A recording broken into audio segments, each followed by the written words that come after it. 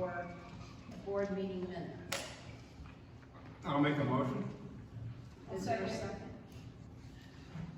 Any discussion? Any changes? All those in favor signify by saying aye. Aye.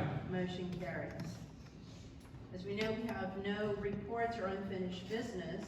So what we're going to do is just change things up just a tiny bit.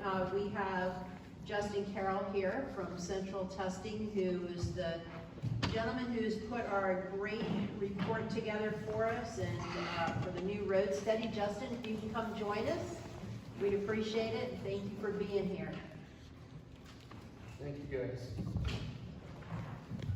What we thought is perhaps you could give everybody a little bit of information on how you all conducted the report and so forth. And then I think some of the board members do a few questions for you. So if you'd like to give a little background and what your team did. So basically what we did was very similar to what we did in, I believe, 2020. We came in, evaluated the roadways, and determined a pavement condition index based off of a ASTM procedure that we follow. And we use that to determine a rating and ranking of the roadways based on what we feel needs to be done to them to prolong their lifetime before milling resurfacing is absolutely necessary. Very similar to what we did before. The last time the board asked us to redo this, their main concern was the asphalt pricing had kind of skyrocketed and made some of our estimates not the most accurate. So I feel like we've got a better estimate on these now and better plan going forward than we did before. Great, thank you very much.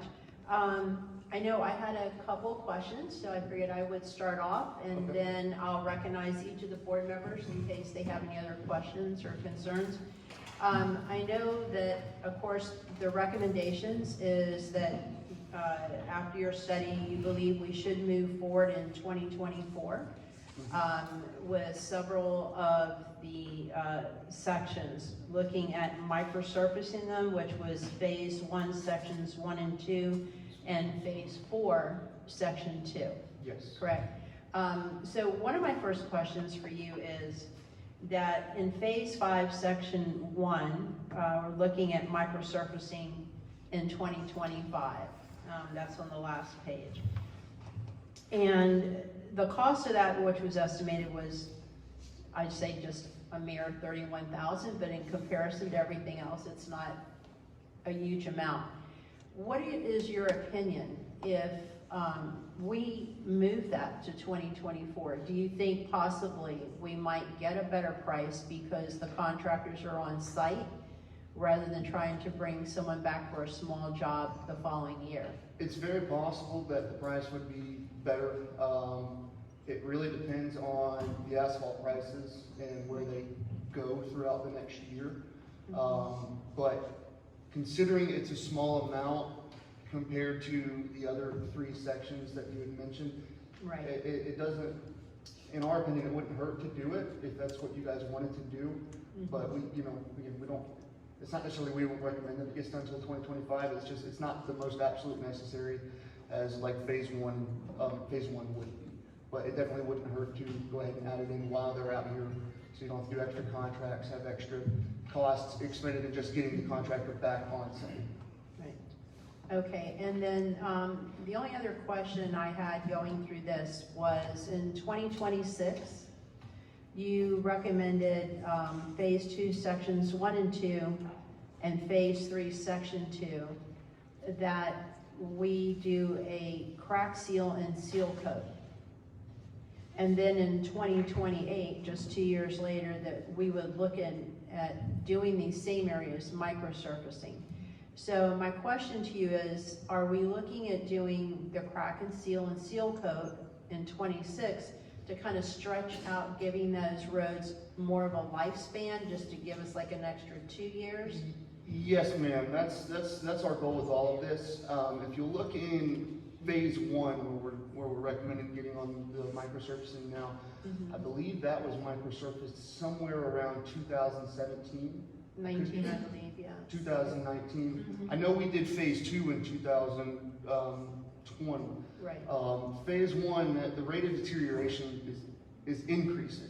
So if you don't get on that and do something about phase 1 specifically now, then you might have to go look into something like milling and resurfacing. And our goal with the crack sealing on phase 2 or the seal coat on phase 2 is to extend the life beyond what we've seen in phase 1. We have the same product down on the road in both phases, and we're trying to see if we can extend the life of that without, the rate of deterioration increasing. right, and, so it leads me to my next question, which is, if we look, the crack and seal, the estimated dollar amount is right around 92,500. And then 2 years later, for the microsurfacing would be an additional 259,077.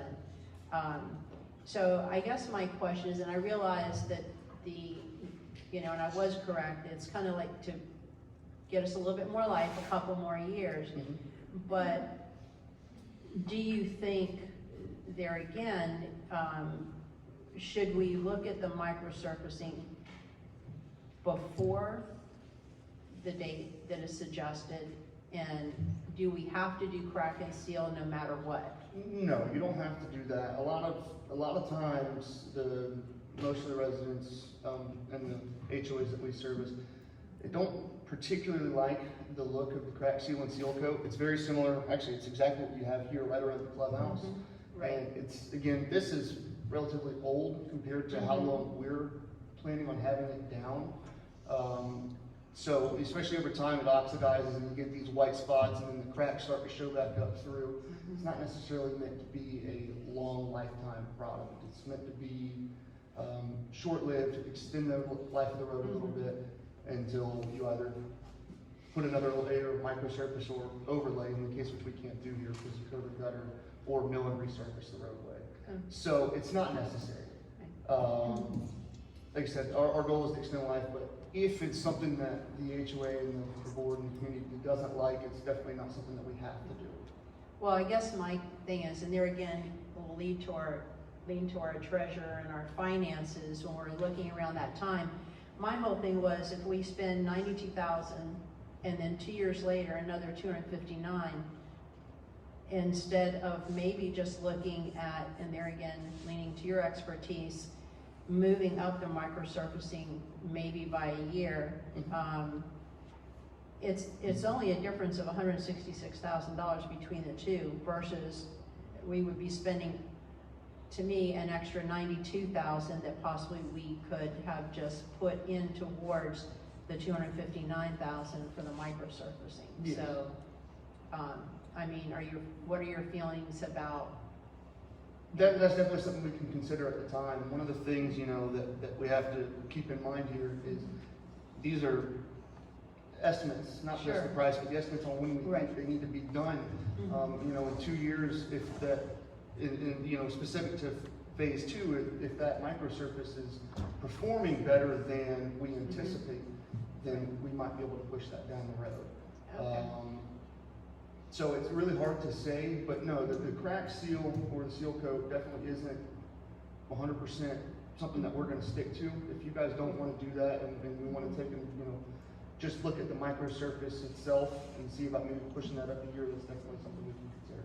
Okay, perfect. I'm going to start down this in the table. Mary Kay, do you have any questions or anything? No, I don't have any questions, but I agree with you. I don't think we should waste the money on the microseal. It's kind of like putting a Band-Aid on something and 2 days later going to get stitches in a cup. Yeah. So let's just microseal it and, or microsurface it and move that up a year and take care of the roads. I mean, I don't care if the road is shiny and sticky and looks pretty. I want it to be functional. Okay, Barb? Yeah, I agree also with holding, moving the microsurface up here and holding on the chip and. Crack and seal, chip and dip. I do have one question. Would the microsurfacing take the place of the crack and seal? If we did the microsurfacing, would it cover what we need to cover? Yes, sir. Okay. Yeah, so part of the process with microsurfacing is beforehand, they'll come out and they'll do liquid asphalt. And you might have seen it in some parking lots before, they'll have just like the black lines kind of going all over the place where they fill in the cracks. The goal there is so that the cracks don't reflect through the thin layer of microsurface put down.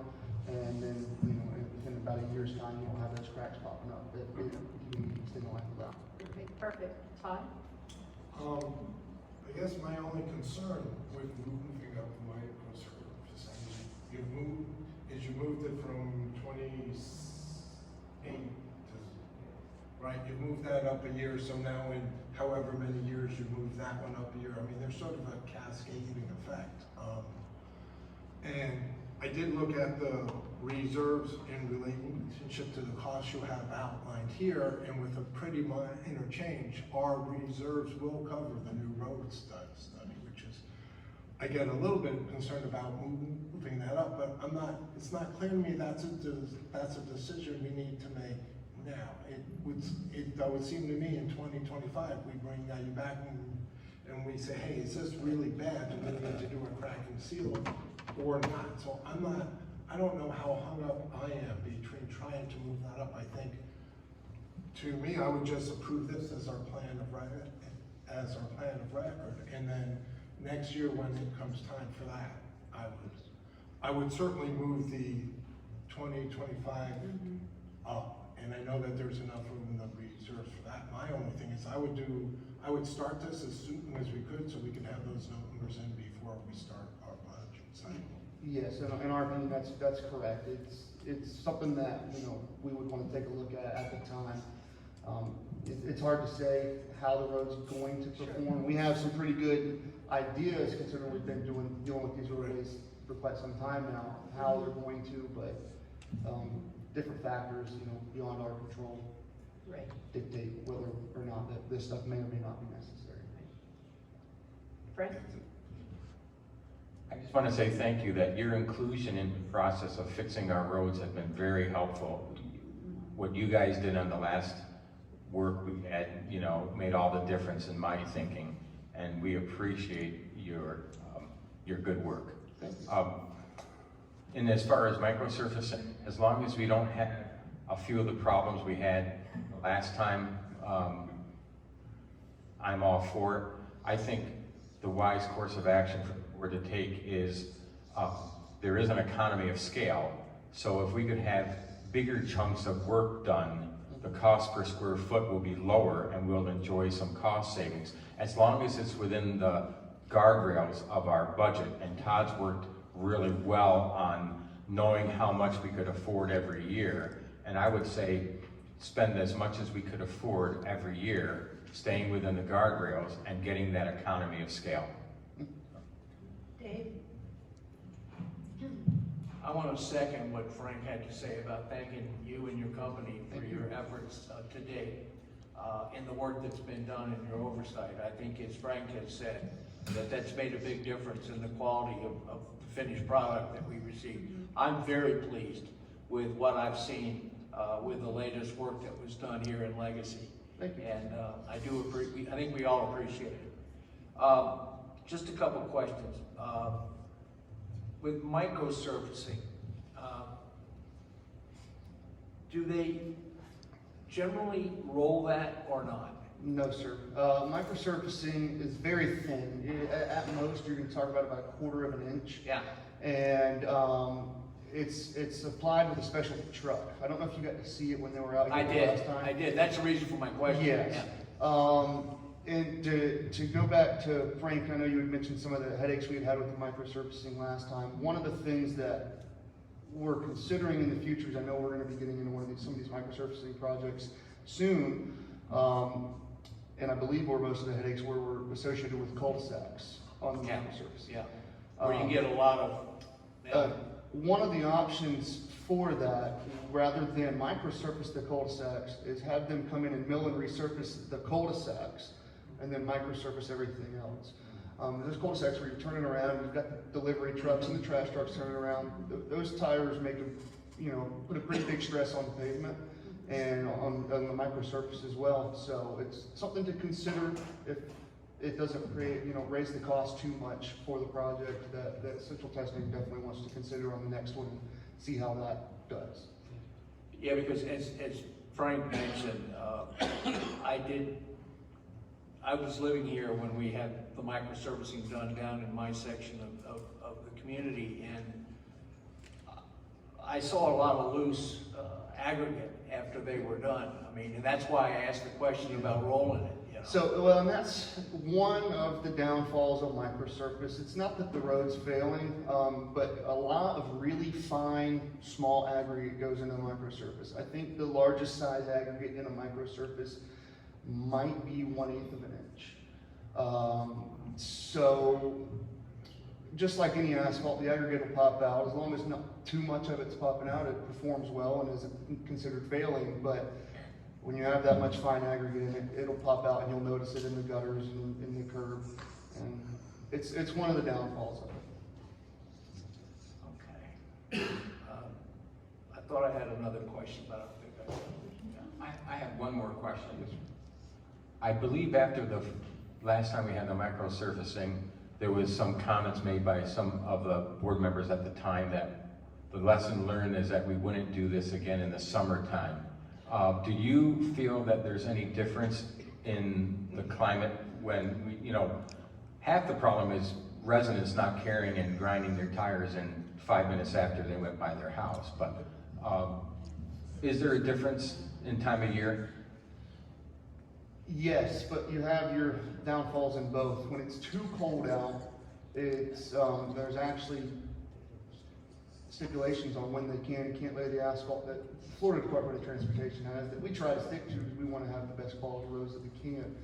I believe that temperature is 50 degrees or lower, that it's typically not recommended to lay asphalt because it'll set up too fast, you won't be able to roll it. Again, talk about microsurfacing, not, fresh asphalt, but microsurfacing has the same attributes in that if it's too cold, it can be a bit of a tricky situation there as well. So the climate doesn't necessarily have as big of a factor as the proper planning and the proper contractor does. It's, it could go either way. And I think the last time, the majority of the issues we had was actually when we milled and resurfaced phase 3. I know we did that in July, I remember, because I was here, and the trash trucks were the biggest issue I think we had there. And you can still drive and see the marks from where the trash trucks were today. So I don't think the climate has the biggest factor on it. They're going to be paving and they're going to be microsurfacing everywhere else, regardless of what time of year it is. They're just always, something that you have to deal with the weather. And the last project we had done, the residents were a lot better and everything went way smoother. Yeah, and if you're talking about phase 4, we spoke with Superior Asphalt at length about that, and we wanted them to be prepared and make sure they had a good plan of action to allow residents in and out, because it doesn't just fall on residents, it falls on the contractor. Their responsibility is to make sure that they allow everybody in and out of the community, and they allow, 4 people to get in and out of their homes when they're in front of them. And so I would say majority of that falls back on the contractor, and I think Superior Asphalt did a pretty good job on getting people in and out. I only noticed 1 or 2 occasions where someone was sitting for more than a couple minutes, and it was when they were right up next to meandering trails, and so I didn't notice anything too bad with that. So it would go the same for the microsurfacing company. They would need to plan ahead for that. Okay, one last question too. Going back through what you presented to us in the report, my take is that by doing the microsurfacing, then we should get an additional 10 years before we have to do the milling. Typically, we're looking for about a 7-year lifespan on the microsurface, but yes. The goal is somewhere around 7 years of life without really having to go back and take another look at it. I know in phase 2, I believe we're projecting out about 6 years right now before we even, suggested the crack seal.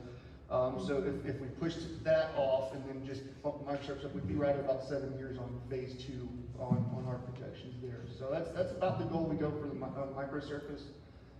Again, because it's just a thin layer, it's not a brand new, fresh top asphalt like we have in phase 3 or phase 4 now. Okay, does anybody else have any other questions, Mary? I just want to confirm that there's no IMAs here. No, ma'am, not at the Okay. time. I read it in there, but I wanted to make sure that the Yeah, community was aware. we put a lot of work in getting those taken care of. Absolutely. I have one more. Yep. So, and I didn't notice this before, the first action we take on phase 4, section 1 is in 2039. Yes, sir, that's the road we just finished.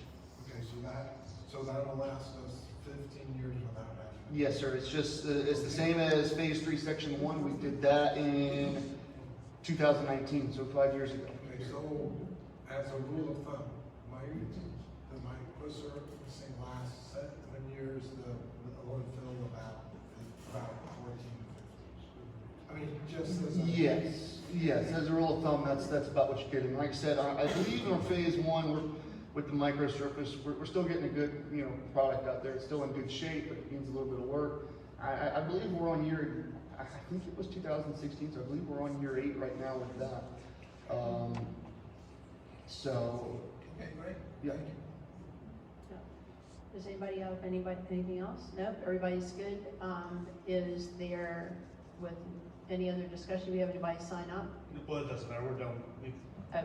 We can send Justin back to work. Okay, all He right. doesn't need to answer Great, questions. well, yeah, go ahead. Before we do that, I would like to suggest we get them started now on starting the bid process for the 4 Good point. microsurfacing we've got. Right, So- that's where I was gonna go, yeah. Okay. Yeah, no, thank you for bringing it up. So I believe, will we need a motion to? Yeah. So is there a motion to, hire Central Testing to start the bid process preparation for us? And that would be for phase 1, sections 1 and 2 for microsurfacing. It would also be for phase 4, section 2, and based on the board discussion, phase 5, section 1. Yeah, so the first step is they get a proposal to us for the work, and then Okay. we'd approve that proposal, and then they would draft up all the stuff. If you could provide us with a proposal, Yes, ma'am. I'll make a motion to that effect. Is there a I second? will second that. Any discussion? All those in favor signify by saying aye. Aye. Thank you so much, appreciate it, and thanks So again. from a timing standpoint, about how long does that take? To get the proposal to you? Yeah. Oh, I'll have it to you next week. Okay. It's not, it doesn't take very long. Awesome. Yeah, so that's just Central Testing's proposal. And then, once we start getting into the bid process, 1 to 2 months to get the bids to the bidders and have a bid, that schedule. And then work probably 3-ish to 4-ish months out, probably. something like So that. probably we would know the cost or the bids end of June, beginning of July. Yes, Okay. yes. Great, thank you. Perfect, thank you so much. Thank you. Appreciate you coming in. Thank you, Yeah, Justin. thanks for a great job. You all are amazing.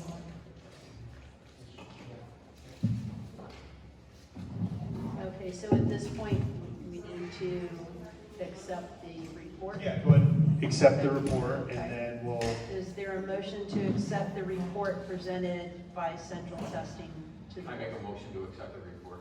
Second. Okay. Any discussion? Seeing none, all those signify by saying aye. Aye. Opposed?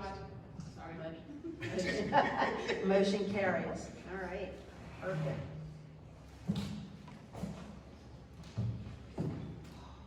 Okay, so Josh, do you want to, I'm gonna work from the computer over there and just kind of do the laser and move through each slide, so you guys can,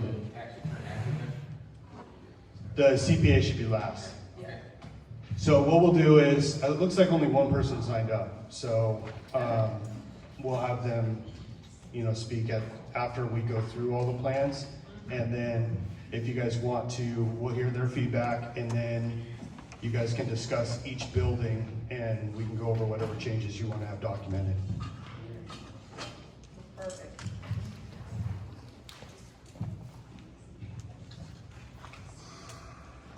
Okay, so the first thing we should kind of go over is where we're at in the process and what these actually mean. And basically, these are what they would call 50% development of the construction documents. And it's not an exact 50%, but basically it's kind of, this is our opportunity to go through and make sure the walls are in place to where they're supposed to be. The basics of the construction documents are what they are correct. And then what they'll do is they'll take that information and put together the mechanical, the electrical, the plumbing, and all that is based on any changes that we make at this stage. So we'll have, the next step will have all of the electrical and all the components of the buildings on there, and we'll have a chance to review those and make sure those are accurate. But at this stage, we're looking at the ceiling plan, like what they're going to be removing, what the layouts will look like, the floor plans, what they will look like, what's changing, and then we're just making sure they have basically our concept correct. So what I'll do is I'll go through each section, and I've made some changes based on things that I noticed that were incorrect. The building committee met, they made some suggestions, and you'll see all those in red as we go through these. So nothing really to see on the first page. I'm not going to go through all this text. You can read it online if you'd like, but it's basically general information about how the project is going to work, and the, you know, kind of like a key layout for abbreviations that are found throughout the document. So this next page is the ADA specifications, and down here in the left-hand corner, you'll see a little red box, and that's a notation from the building committee. What they have in our drawings is a horizontal bar for the ADA toilets, and their recommendation is that we put a small vertical one above that, because a lot of times the horizontal ones can be tough to grip and your hand will slide, but by putting a vertical one there, that will solve that problem.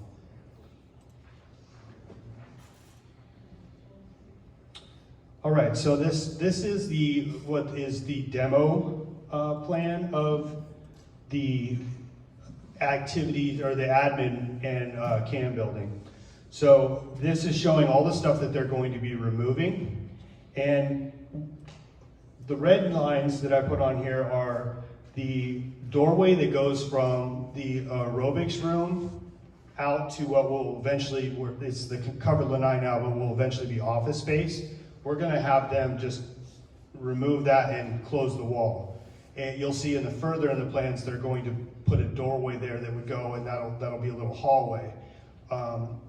We don't need that door to go there, and that was also recommended by the building committee. And then to the right, you'll see the doorway. Get my pointer here. You'll see the little doorway here. That's just going to be removed, and that'll be a hallway. The next set over here, I put on here that they would be removing all the plumbing fixtures and bathroom vanities. And what they had done was, our original instructions to them were to make sure this is a affordable project. We didn't want them to just remove walls and things that weren't necessary. So they originally didn't put all the fixtures being removed. But our instructions now to them are going to be to remove everything and just basically redo those rooms altogether. And then down there at the bottom, they have the door that goes into the from the office, the CAM office, into the little fire room area here. They were going to remove that and just close the wall, but we're going to ask them to leave that door so that we can access it from the admin office now. And then they have another section here that will be removed, where an outside door will go in for the fire or emergency response people to come in. So did any of the board members have questions on this? So Josh, I have one thing, and so when you look at the actual toilets, it says remove and relocate. And I know that's different than what your red things say, but the red things just point to the sinks and not to the actual bath. So it's a little bit confusing in there that they talk about relocating those fixtures. I just think we need to be more specific that all, I mean, I know it says all plumbing here, but it points to one place, not to the entire. So on their plans, they're gonna be relocating those toilets because they're having to adjust the locations and the size of that area for ADA compliance. Okay, but it says remove plumbing it says removing plumbing fixtures as shown, cap and relocate. I read that as relocate the fixture. It is going to be relocated. So we are not getting all new now. Oh, so there's two parts to this. You have the actual toilet, Right, and then you have the, like, yes. the flange that it connects to. They're moving the actual plumbing part. Which I'm fine with that. The way that I read this is we're also going to actually move the toilet. No, we'll be getting all new fixtures. Okay, I just want to make that, we might want to make it a little bit more clear on the plan. Or if you feel that's covered, then that's fine. Yeah, I think we're fine. They're not gonna take the old toilet and put it back. Yeah. Part of their documents that they prepare for bid, we'll make sure that they notate that they're not using Okay. any old toilets. Okay, thanks. Sorry. No problem. Any other questions? Okay, so then we're moving on to the next building. There. Okay, so this is the activities building, and this one, the renovation plan or the demo plan was pretty clean. The only thing we want them to, or that I notated on there, that was the, remove the door and frame in a window. And that's where the library is now, which will, obviously that room's gonna change it to something different, and you'll see that on the finished plan. We just wanna have that as a window and not a door there. Did anybody else have any concerns about? So it doesn't say anything about trying to save the bookcases as part of the renovation. And I don't know if that was something we were still planning on doing. So I'll just go through, I had the bookcases. It doesn't appear to be taking down the wall between the library and the billiards, and I thought that wall was shifting into the billiards room a little bit. It is. So- And you'll see that on the finished plan, that it is. Oh, okay, but as part of the demo plan, don't we need to demo to take down that wall? So I can have them notate that on there, Okay, but I think it might say it in a different location, but you can see on the finished plan that they're planning on moving that. I can see it on the finish plan, Yeah. but I know you want to notate things you wanted to demo on the demo plan, so I would have thought we would have added that in. Okay, well, I'm sure we can put that in our notes. And then, I'm just not sure if we wanted all the windows that are now into the craft room on the left to be filled. The plan to me implies we fill one of the three. Yeah, it looks like the one closest to the doorway. Okay.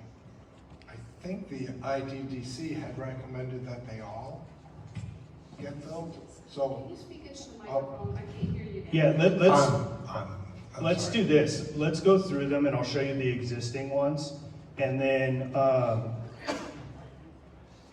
what we can do is then you guys can discuss the changes that you want to do. That way we're not like making decisions on the plan prior to letting people speak about it. Does that sound good? Okay, Yeah, if you want like clarification like this, so like in this example, Todd's bringing up the IDDC report says that we wanted to fill all those in. So if you guys agree that we want to do that, give that feedback to the architect, then we can do all that right at the end. Does that sound good to you guys? Yeah, Okay. we need to vote on it at that time. All right, so any other questions about this building? But Todd, you are right. It looks like they only have that one window being filled in. okay. Okay, so the social hall. They're going to be removing that door in the kitchen because there's going to be cabinets there. The notes that the building committee brought up was the windows that are in the kitchen. If we're going to have lower cabinets there and upper cabinets, we're going to need to move those windows heights a little bit. So that's notated on the plan.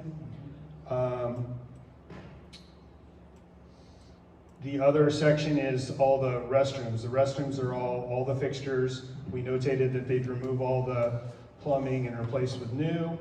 And then back here, it does have, just so you guys all understand, this is what it will be the family restroom, but they're removing some of the walls and making this bigger, and you'll see on the new plan what the outlet, or what the, like there's a urinal and a toilet and all that, and we'll talk about that when we get there. The other thing I should point out is in the women's restroom this women's restroom here, they're having to move that wall about a foot. And we don't really have much of a choice on that to fit the ADA in there. So that closet where that wall is gonna be about a foot shorter. Now I measured it, we should be able to still fit the bingo machine and move that sideways instead of leaving it lengthwise, but we just wanted to make sure you guys understood that on this plan. Any questions about? Are we, the one question I do have, we're gonna have to take out those two shelves to make it bigger. Are we gonna replace those shelves? Yeah, I think that's something we'd have to determine. Okay, Yeah. good enough.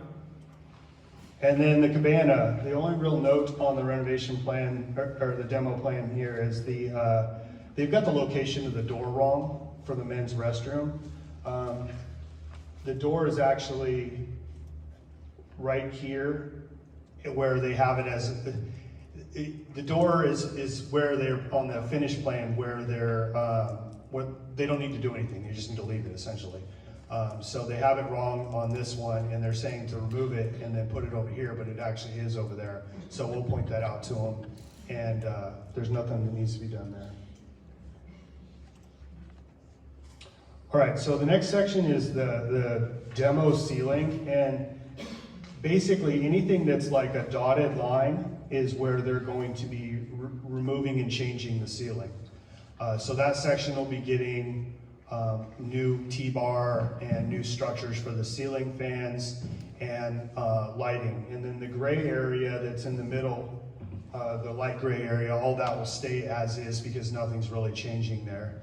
Where the restrooms are, that will change because they're reconfiguring those for the ADA. Did you guys have any questions about the ceiling plan in this building? And then the activities building, they will have all new T-bar and ceiling in what is the craft room now, which will eventually be the library. So all that will be done. The bathrooms, they're going to have to move those around too, so they're going to put new ceilings in there. And then over in the billiards room, they have removing the existing ceilings, and they're going to have to rebuild those and configure them. Their plan is to keep the same, recessed areas that are in there now and kind of keep that same look and do the same thing in what will be the, I guess the card room when that's done. And then in the social hall, the only areas that they're going to be removing are the area where my temporary office is, and then over in the kitchen, they're going to be removing some of the walls in there, so they're going to have to fix some of the ceiling. The main part of the social hall is going to stay the same, like the centerpiece. The seating area over here in the Burgundy room, that's going to stay essentially the same. The stage area, they have in the plan that they will be removing all the ceiling above the stage and raising it the 12 to 14 inches, depending on the exact finish with the structure that's up there. So that will be going up about 12 to 14 inches.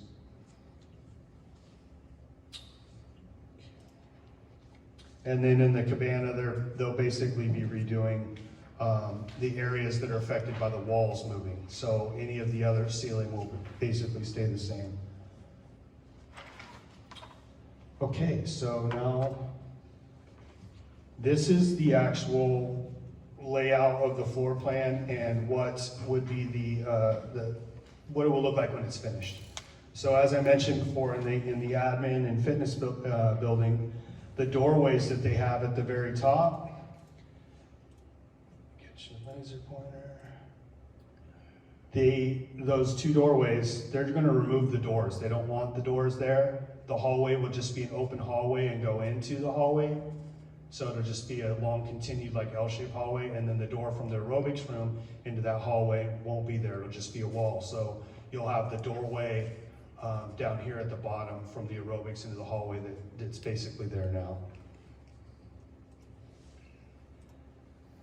In the restrooms, they'll have all new fixtures, and it shows the drawings of the way the toilets will be laid out now.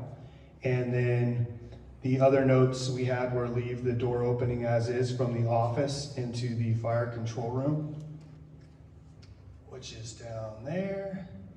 And then I think we had, so the building committee also pointed out that we should consider adding disability access to these doors that would go from the pool into the restrooms. And their thought was that it could be a challenge for people to get in and out of those doors easily. So one idea would be to have maybe like a push button access or something that opens them a little easier, especially with the way they have the doors swinging now.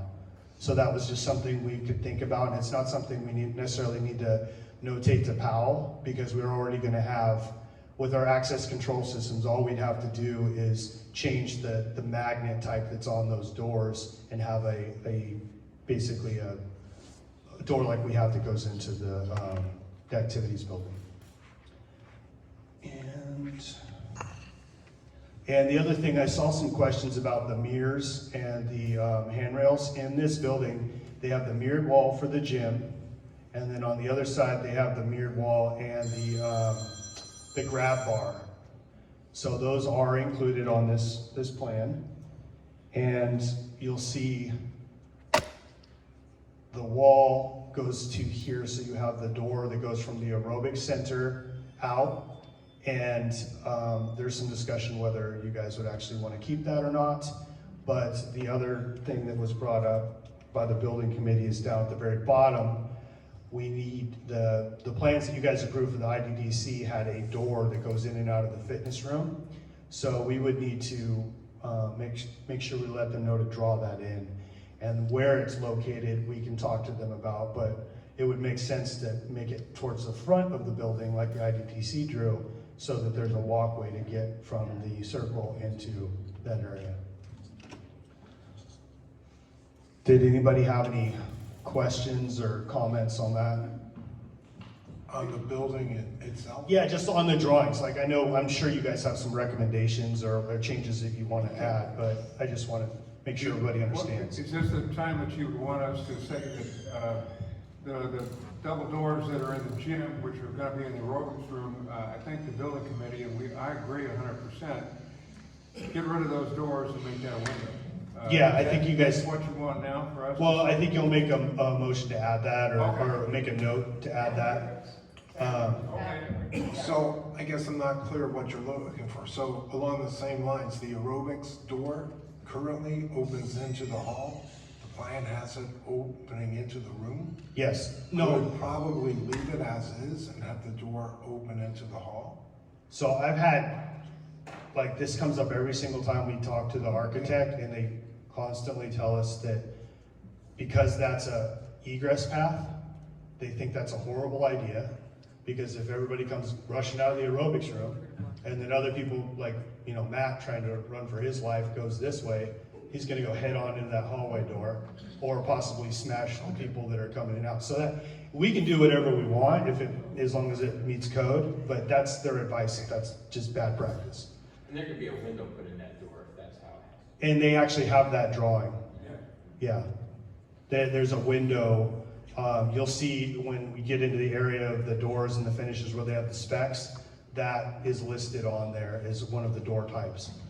So their specific recommendation is to have it open into the aerobics room. yes. Okay. Yeah, and you'll see that same thing in the where the card room and the library is.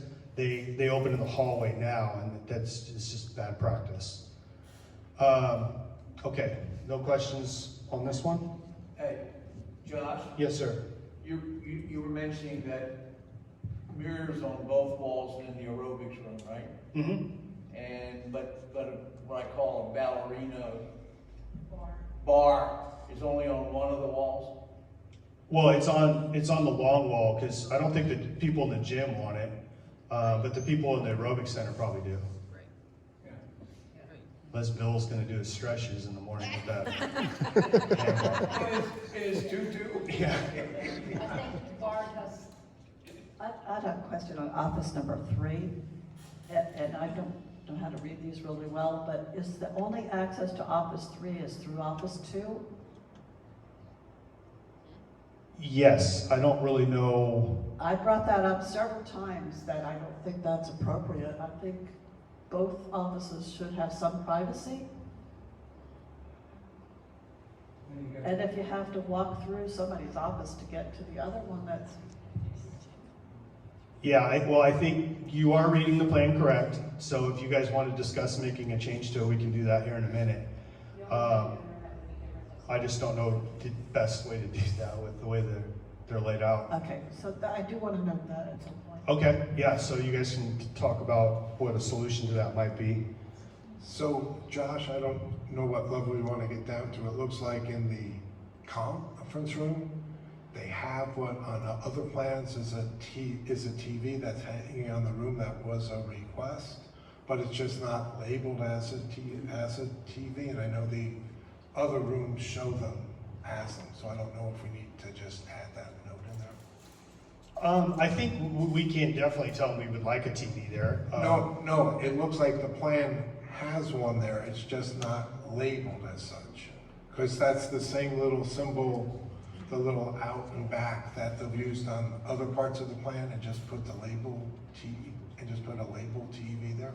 Yeah, and I guess it really doesn't matter at this point, because where we hang the TVs, it's not a big deal. I think that's more of just like an idea, because we're not necessarily looking at the outlets at this point. They don't have any of that drawn in. It feels very inconsistent to me to label some of the things that are there as a television and others not. We should either label them all. However you guys want to handle it. If you want to make that note, we can do that. I think we should. But well, wait, I but agree. we need to wait until we get into that section. Let him go through this and make You guys our talk to the comments or microphone, whatever. I can't hear you down here. I'm sorry. What I was saying is we need to let Josh go through it, definitely ask our questions, but for instance, making notations to make sure everything's labeled TVs and whatever. As we go back through it as the board, after we hear discussion, because we do have someone signed up, then at that point would be the proper time to do this. Yeah, and we could just say as a general, we want to make sure that Right. anywhere there's going to be a Right. TV, we want to have them notate Right. there's going to be a TV. And I would say in the finished plan, you're going to be able to see that, because you're going to be able to see the outlets and all that on there for that. So that's why I say it's not that big deal, but we can definitely notate to them. We want to make sure they tell us where the TVs are going to be. Yeah. Okay, so the craft room, library, and billiards room. The notes that we had on this section were, again, to remove the door and put a window. We didn't have any other notations. You can see in this section where they did move the wall, and it has all the other little details. There's some fans in the billiards room. There's this location here. You've got your sink, the closet for the craft room, the sink. On the billiards room side, you've got what would be like a folding door closet. The restrooms have been renovated, and they had to be enlarged a little bit to make the new ADA compliances. And then you have the doors changed where the doors swing in, and that's in both of the restrooms. The storage in what is the craft room now has stayed the same. You have the library wall, you have the multi-purpose library room. There is a door in both locations. I know there was some questions about whether we needed that. You guys can discuss it, but there is a door there. This has new exterior door windows added, I just want to point that out. That's basically just, there are windows there, but they're just, all the windows in all the buildings are gonna be replaced. I hadn't mentioned that before. I think that's the only items worth noting. Do you guys have any questions about this one? Everybody understands the plan? Okay. And then the social hall, again, we have them raising the windows in the kitchen, new plumbing fixtures in the restrooms, and then down at the bottom, you have the family restroom. So in here, there's a toilet, there's a urinal, and then there's a sink. Now, this is set up to be a family restroom, but they also set it up where it could be used by two people if somebody didn't need it, the whole thing as a private restroom. Because it does have a closing door and a urinal, so those are two separate facilities. Now, whether you guys want to keep it that way or not, that's up to you. We can give them feedback, but the building committee did say that if they're going to have this little circle here, it's confusing to people that are reading the plans because the way this is set up, it's not a full ADA restroom, but having the circle there kind of gives the idea that it might be. So they recommended if we're going to keep it as is, to make sure they remove that circle. But if we're going to make it an ADA bathroom, then it can obviously stay, and that urinal will probably have to come out because we'll have to adjust the way the toilet is. And I think that's it for on this one.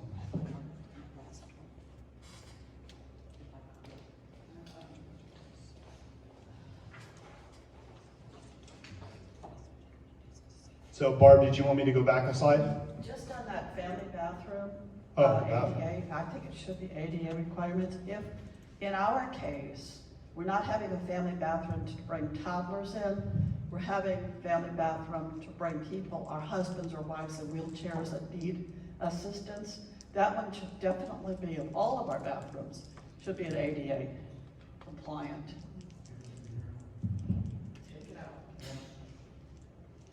Okay, any other questions on this plan? Okay, and then the cabana, again, you can see where they have the door that they want to put in that's already there, so we're just notating they don't have to do anything with that side. And that's the door that will lead from the maintenance area, room to the pool area. And then you've got this as a roll-up door. What type of roll-up door, I'm not sure. We can probably, when we get to the next phase, we can talk to them about that. Or if you guys have strong opinions now, we can let them know whether we want it to be, a slide-up door that goes into the room, or if we want it to be a roll-up that rolls into like a canister. If we want it inside, outside, we can dictate that. But if it is like a sliding door, then you got to remember that that's going to go into the room, which will affect your lighting and any ventilation systems that you put into that room. And then everything else is as we planned it. You have the two gang women's restroom here, then you have the single men's restroom, and a sink in here, and this is the overhang, which would have a water fountain, bottle filler, and then that's it. That's all I've notated on this one. Any questions on that? Okay, we're into the ceiling plans.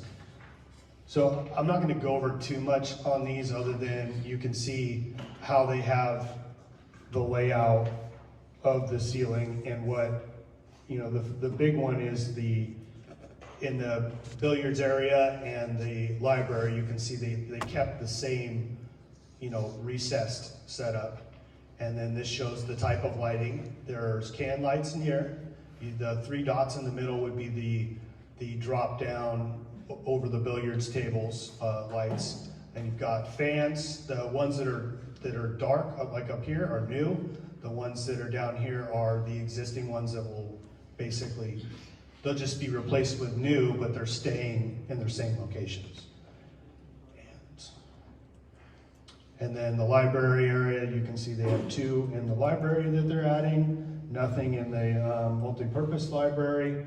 And then the dark areas are the lighting that they're putting in that's new as well. And for social hall, so this, you'll see they have in the Burgundy room, you'll see they have the dark square. The lighting is gonna change in those. The fans are gonna change, but the actual T-bar and layout will basically be the same. They're going to probably have to add some support for the fans. If we decide to put all those fans in like that, then they'll have to support them. But that's the only thing that will change in the ceiling. And then in the office area, that has new lights, has a ceiling fan. You got new T-bar in the restrooms. And this area, they'll have to patch up the ceiling as well. You're gonna have new lighting in the overhead over the stage because they're gonna rebuild the whole ceiling. And then you can see what the lighting layout will look like in the kitchen and multi-purpose room. So some of the existing light will stay, some of the stuff will be new. They're gonna patch this section of the ceiling, they'll patch this because that's all open, and then they're gonna have to put a new wall here. Now you can see also the, like where the estimated where the cabinets will go, right, is what those dotted lines are. Hey Josh, these drawings indicate that they're gonna put fluorescent lighting in those rooms. Why? Well, they're fluorescent fixtures. We can decide what type of bulbs we put in them. The reason they're leaving that the same is because it makes them consistent. If we want to change all of the light fixtures out to go with like LED specific, we can do that. But a lot of the fluorescent fixtures now, you buy the bulbs that have a switch on them, whether you're putting them in a fluorescent fixture or you want them to be LED, and you just change that right on the bulb. And that's how we've been adding to our buildings now. Okay, I just want to make sure that we're not using those old-fashioned cathode ray tubes or whatever the heck they're called in the fluorescents, because they burn out really quick. So even in the Burgundy room here, you have several that are LED, Okay, and we haven't changed the fixtures out. We just added LED bulbs. okay. And so that's the cheapest way. If you guys want to change out all the light fixtures in all of the buildings to like LED specific type fixtures, we can tell them to do that, but it might be kind of costly, so. Josh, I'm just not sure if I'm reading the plan right. If I look between the kitchen and the multi-purpose room and that wall, is that saying that that wall is into the window? So this wall right here? Come down. That one. Yeah, that wall. So I'm assuming that's a new wall, and it looks like it's right in the middle of the window. Am I reading that incorrectly? Well, the dotted thing right there is usually they're like the block wall. Oh, that's wall, the other's the window. Yeah, Okay, sorry. no problem. Block means cinder block.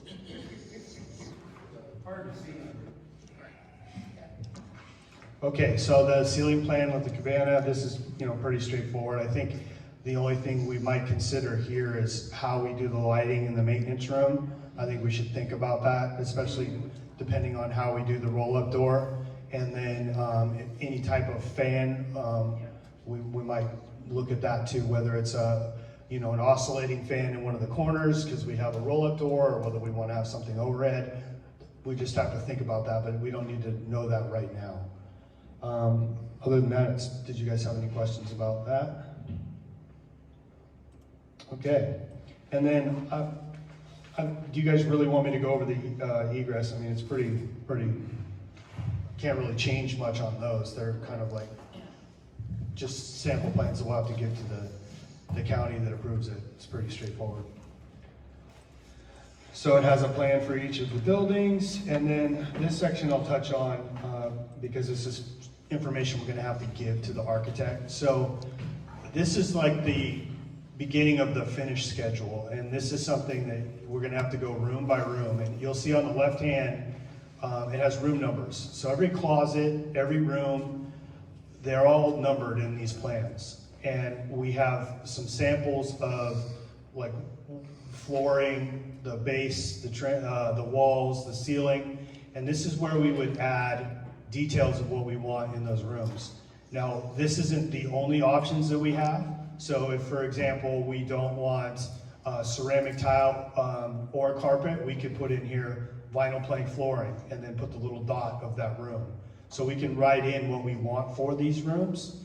And we don't have to necessarily use this grid, but we can use it as like a starting point for labels and how to make those decisions.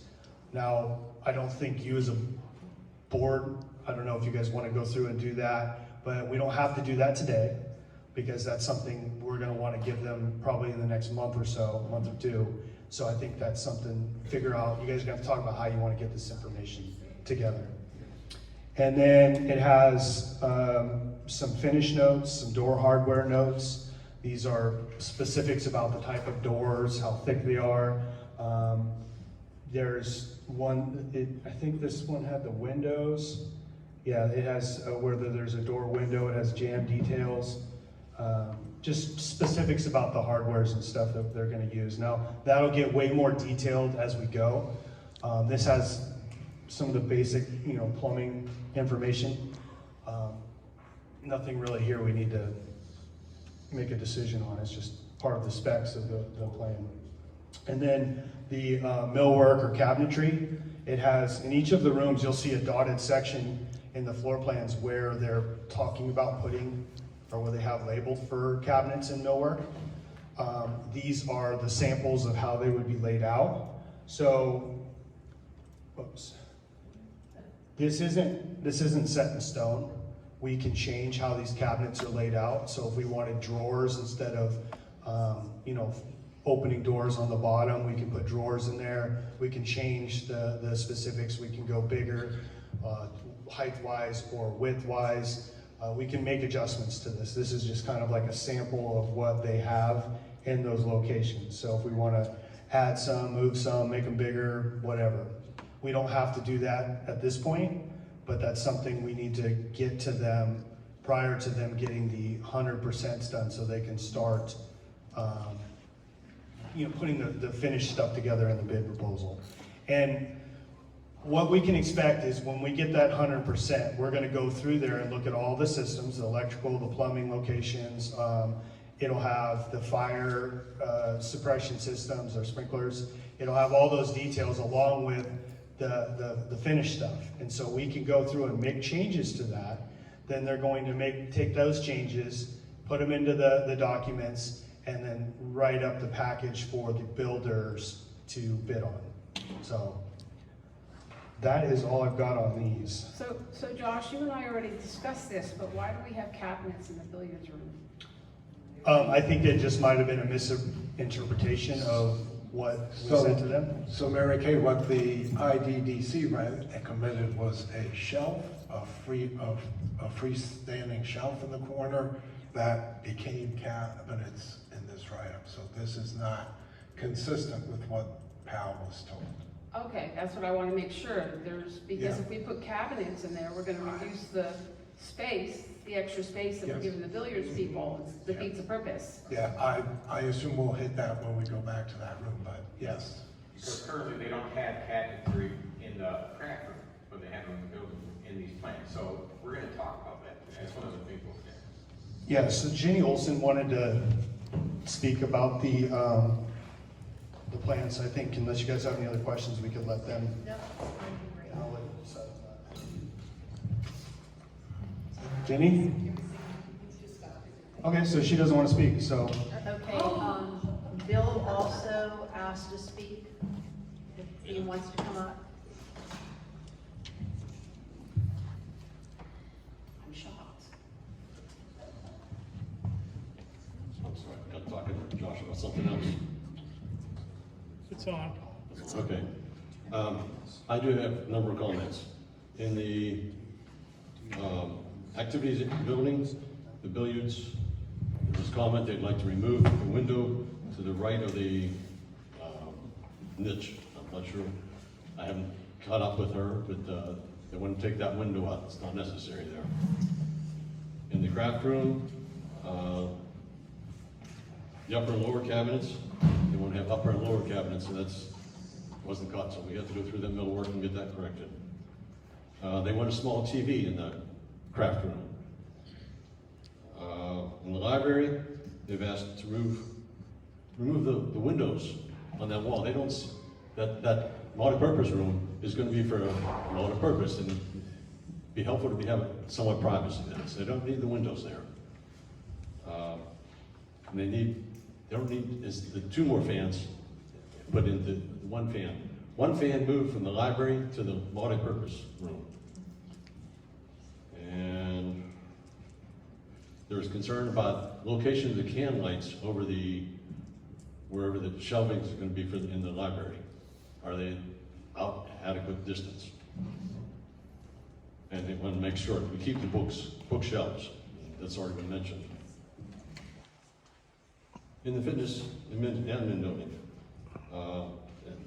Josh mentioned, we don't need the double doors in the aerobics room. That's superfluous. The door opening to the hallway, I disagree with what's been stated. There is a lot of activity in the aerobics room. Having a door open into the room, I think it could be dangerous. And there's much more activity there it's much gonna happen more often than having emergency people going down the hallway. So right now, the door opens into the hallway. We would prefer to keep it that way and avoid any additional expense.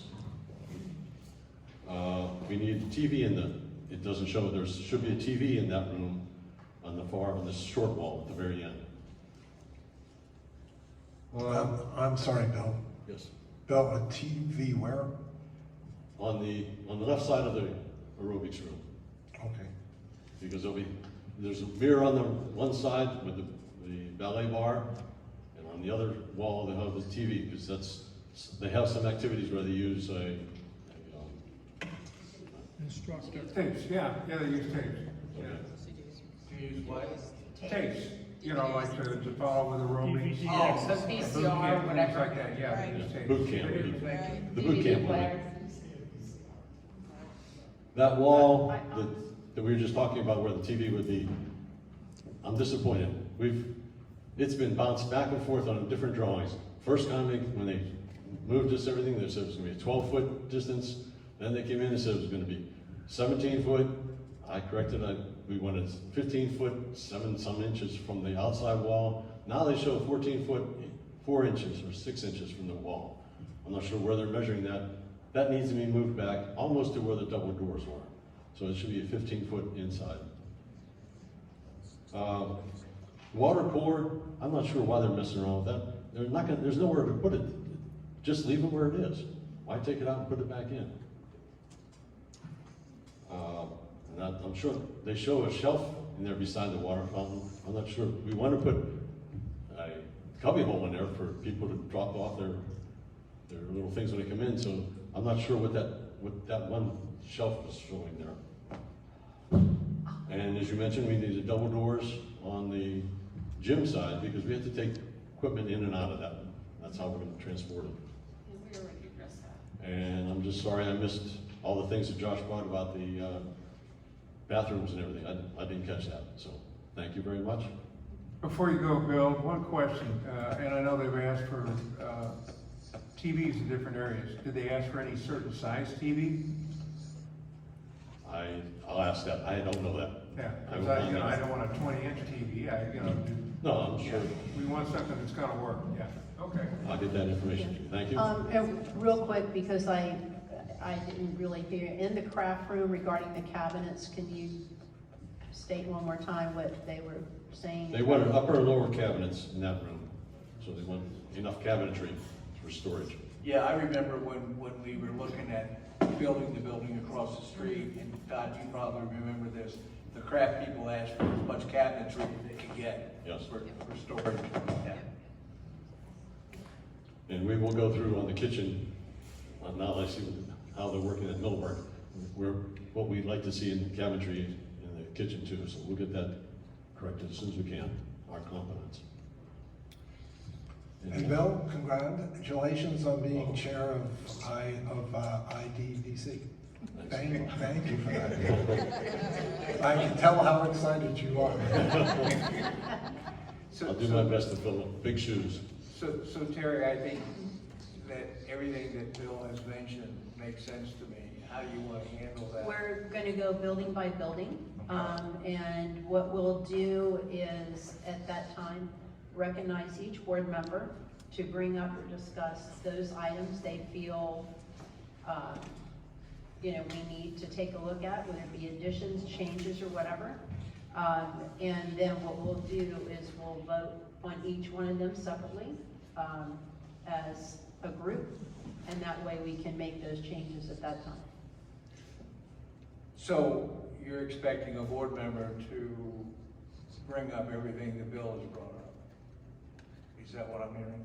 Well, I mean, there's different rooms, so when that room comes up, Todd's got a list right here, I know. So. I just want to make sure we cover everything No, that absolutely, Bill no, has brought up. absolutely, and I made notes as well, that's why I asked Okay. you to also, Okay. talk to us about that. Yeah, so definitely, yeah, we want to make sure we address their concerns, for sure. Thank you. Yeah, no, thank you. Thank you for allowing me to Yep. talk. I forgot to Yep. sign up. Thank you. Thank you.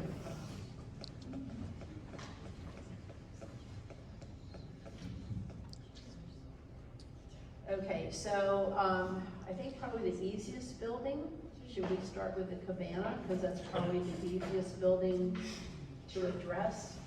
I'm sure when we get into the other ones, there'll be a lot more discussion.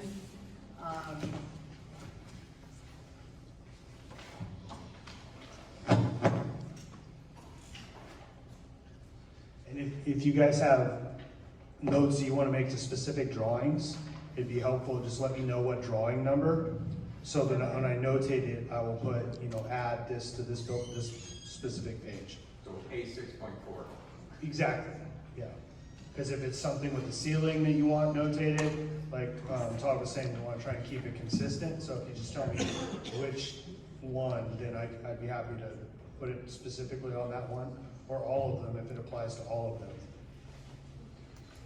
So Terry, to begin on the Cabana, there's been discussion, I know, about us having a hot and cold running shower for those who use the pool. Correct. We need to decide, I think, do we want that at the Cabana, or do we want that on the outside Okay, so. of the main building? Right, so not to interrupt, I don't know if you had a chance or not, I did send an email to find out the distance from, if we considered off of the side of the admin building, putting in a shower head there to the edge, the closest edge of the pool deck. Do we know what that distance is? I don't have it was within the range that you, It was within 20 feet. yeah, both, you can do it at either one of those. Right, okay, the reason why I asked was because, of course, I'm more visual, so I said, for me, it seemed like it may be a little bit longer, but according to state statute and requirements, it has to be a minimum of 20, or a maximum of 20 feet. So it So could what I'm be hearing either way would, yeah.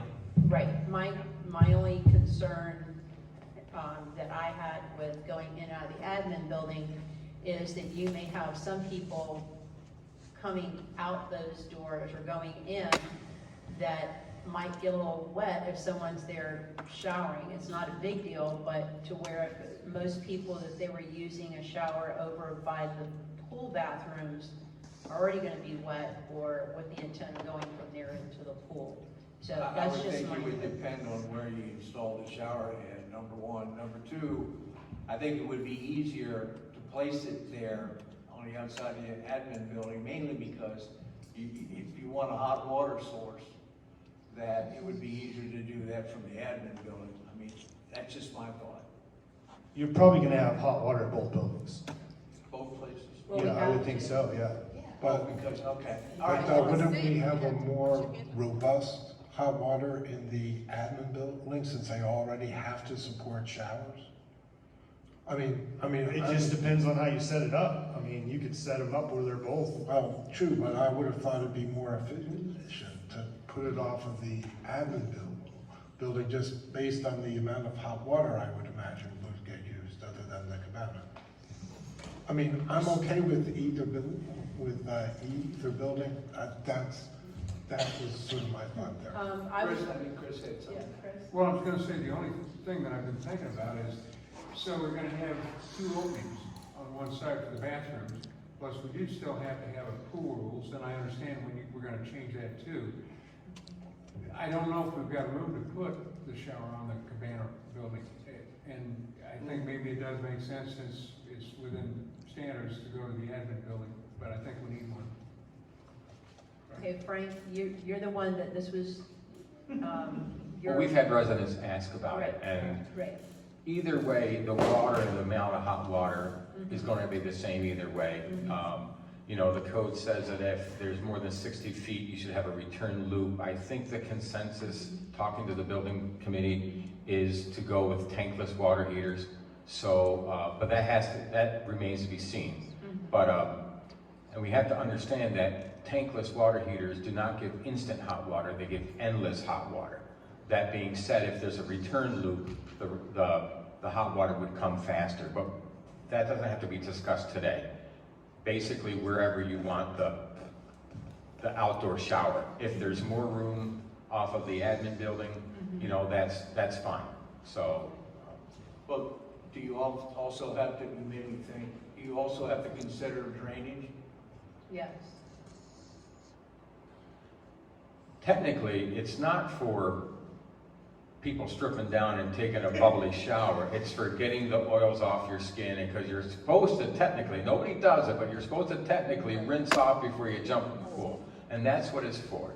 A few people might want to get the chlorine out of their hair and maybe use a little shampoo or something, but I don't see it to be a major issue. But if an outdoor drain has to be put in there, it could be done and put right into the regular system, so that's fine. Okay, well, I think at this point, and that's great, and we can look at that then if the majority, how does everybody else feel with the shower with the admin building? I would prefer it to be at the admin building because it's closer to the beach entrance to the pool. So as we have guests who have small children who want to rinse off, it would be more convenient, number one. I think that putting the shower on the cabana would cause the ground there to be a little bit slipperier, and going in and out of the ladies' and the men's room might be a little hazardous. So I would prefer to see it at the admin building. Okay, Barb, do you have any? Admin building makes sense. Okay, all right, so when we get to the admin building, then we can talk about that and have that added as part of the requirements on that. Then I have no other comments about the cabana. On the cabana? I did. Did they take out our fans in the cabana building? I don't see them. There wasn't one to my knowledge, but I do think my notes I had was there should be a fan in there. It's changing on the side. It's changing? Underneath the structure, the whole thing, Yeah. the only thing that's changing is the pole. The only thing that's changing is a water fountain. The fans will, all that underneath Okay. the covering is staying the same. All right, well, Right. that wasn't clear, so I wanted to make sure we're still going to have air circulation underneath the cabana. Right. Josh, I would like your input real quick as far as the lighting inside of the maintenance area in the cabana. I believe we should have more, but I think you can choose the type of door you want and then go from there. I mean, are you suggesting the bathrooms or in the maintenance part? no in the maintenance. I think we could figure that out. And really, if you have two, they have, I think, 12 by 24 sections in there. If you put LEDs in there, that's going to be pretty bright. And especially if the doors open some of the time, you're gonna have plenty of light in there. But it's not that big of a space. So two 12 by 24, 4 lamp sections would be pretty bright in there. Yeah. But we could always look at other lighting too, or moving it around. But let's figure out the door situation first. Yeah, okay, I guess we'll go around. Dave, do you have any input on the type of door for the maintenance? I have no personal preference. I would defer to Josh and John on what they think is the best approach there. Do you have any thoughts on it, Josh? I like the idea of a canister roll up, because that way you have the use of the ceiling. And then we would just have to look at the drawings to see whether that would need, how that would be supported and where, if it would be inside, outside. And then we could look at options for mechanical, versus, push button roll up and different stuff. I'm used to the old chain ones, that's what I used, but, you could have a electric one too. So. Well, my thoughts are to defer Right. to the next 15 minutes. Yeah. Frank? Yes, so I strongly prefer a roll-up door because it will keep the ceiling free from any encumbrance of the door because it's not a big room. So I would propose a roll-up door for the cabana. And as far as lighting for that mechanical room, it's not for public use. I would just put a copious amount of receptacles in the ceiling, and they could add any shop lights they want because they might also want roll-up lights or roll-up, I forgot what they call them, but I have them, like, you pull the light down, retractable, they could put one of those up there. They might have other things that they want. So I wouldn't get too concerned about the lighting in there. I would just put enough receptacles so they could mount any amount of shop lights because they might want task lighting over a workbench and we don't know where that's going to be yet. So let them do that. The other thing is, let's see, I think that is about it I had for, the other thing, fans. I would maybe talk to John a little bit. The problem with ceiling fans, and we're going to talk about this a lot today, is that whenever you have lights above a ceiling fan and that ceiling fan's on, you get a strobe effect. It actually makes some people sick and causes seizures, okay? So that's a concern. They might prefer to have one bigger rollable fan that they could set up in the corner, or a couple of the fans like we put over at the bocce court in a couple of the corners. So I don't think our go-to default should be putting a ceiling fan in every room. Right. Okay. Okay, Todd? that's all I have. Thank you. Todd? Is a canister and a roll-up door the same thing? Yeah, so what they have is like a giant metal Right. tube, and the door just rolls up into that metal tube. I just wanted to make sure it Yeah. wasn't The turbo, right. one or the other. I am fine with the door, depending on how often you think you're gonna use the door, to me is whether you make it an electric or not. But I'm fine with the canister door, that seems to make sense. Chris? I like the canister fan also. I think we should keep in mind air conditioning in there where you don't necessarily have to have a separate unit, but you could have a freestanding like you have in your office, or maybe a couple, but there needs to be some air conditioning in there. Right now he's got a fan. It gets pretty intense out there in the summertime, so I think we should also keep that in mind. I like what Frank said as far as all the electrical, and that's all I got. Barb? Yeah, the only thing I was thinking about is, in the lighting, is those tube lights that bring in the solar light. I don't know if that's possible on a tile roof, but it's just a thought to bring more natural light into the area. I like the idea of the air conditioning. I'm not sure, I think we should ask John about that though. I mean, when we're working in the yard and get really hot and sweaty, coming into the cold house is kind of a wake up, but nice. Otherwise, I like the roll up, the canister type of door. That's about all I have. I have nothing to add, it's already been said.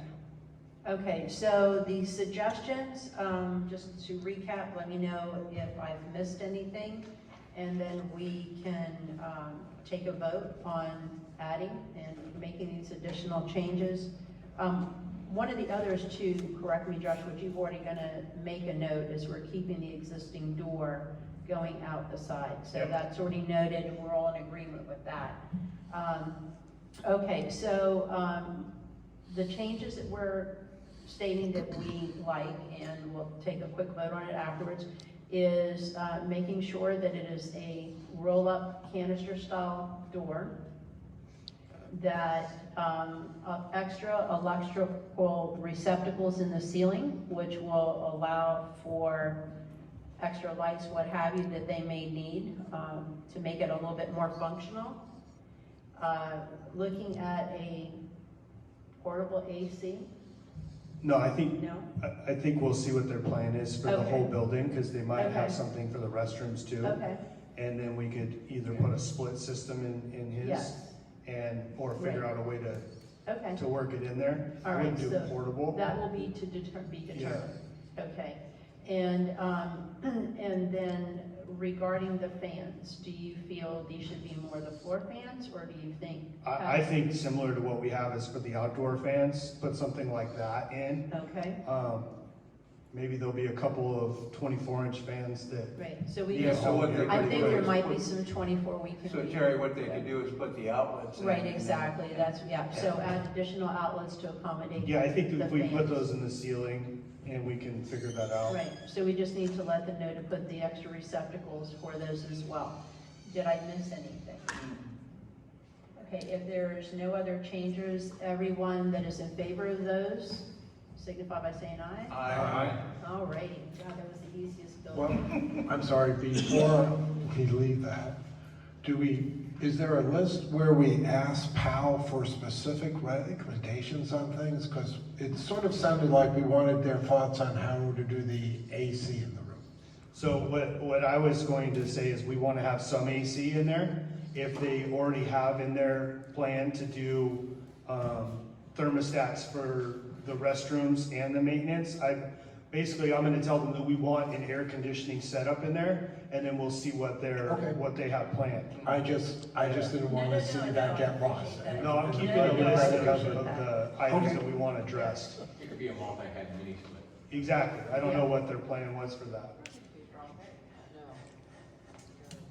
Okay, so I guess let's move on to the admin building and fitness area.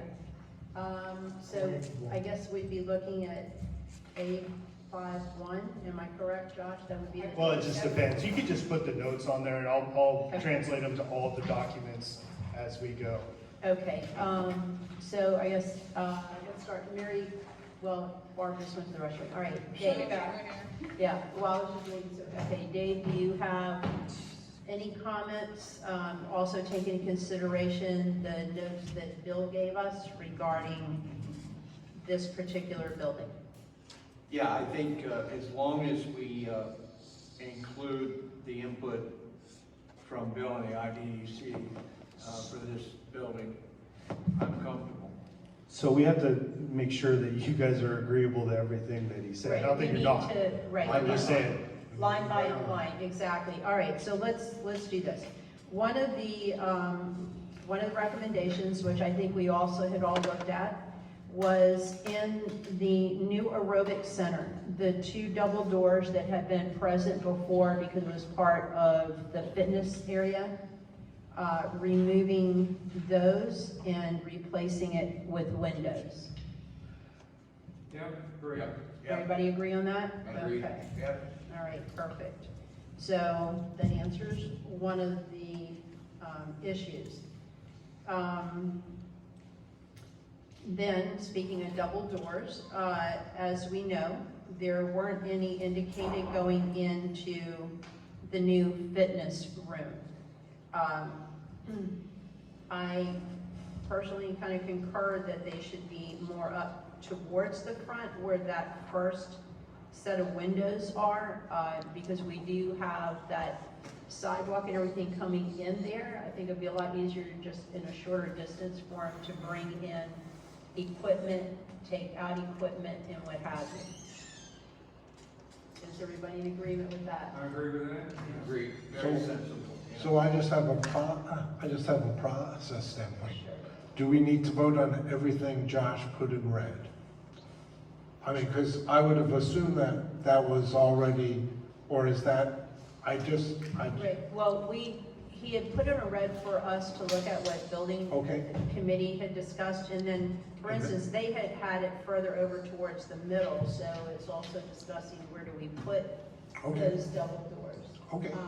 So if everybody's in agreement with that, So you want in the front section, which would be the addition. Correct. yes. So it basically would be where instead of where they have it now, you would go up to the first set of windows. to the, like. The ones on the bottom or the ones on the top? First. Oh, so you're going further away from the entrance to the building? Okay, that's Work fine. toward the corner. Yeah, more towards the corner, because if somebody's coming in to deliver stuff, they're gonna be coming through the circle. So coming in, they would not have as far to go, and we do have a decent, you know, sidewalk area or what have you coming into there. So they would just be able to come in and then turn right So into right this there area. where Right here, the Todd. pointer is? Yeah. Okay, but you have come out across where that sidewalk is now, so there is no sidewalk there. Well, Well, there is, when you come in, you have the walkway. Now, there's not gonna be, that's all gonna change. We're gonna have new landscaping all through there because you're we losing the could, right. easeway walkway. But, so we're gonna build a new walkway in front of the building. There's a walkway there now. But we could expand, we could widen But we're it. expanding over that space. I understand, but from where it's coming in, I walked out here, there's a walkway there. Okay. It runs, what will happen, it will run into the building. So instead of making a right-hand turn coming up to the office, basically that walkway goes into the building. I make a motion to put a 6-foot door in the corner that is lined up symmetrically with the existing sidewalk. Yeah. 6-foot door. Mary Kay's going to look. Yeah. This side.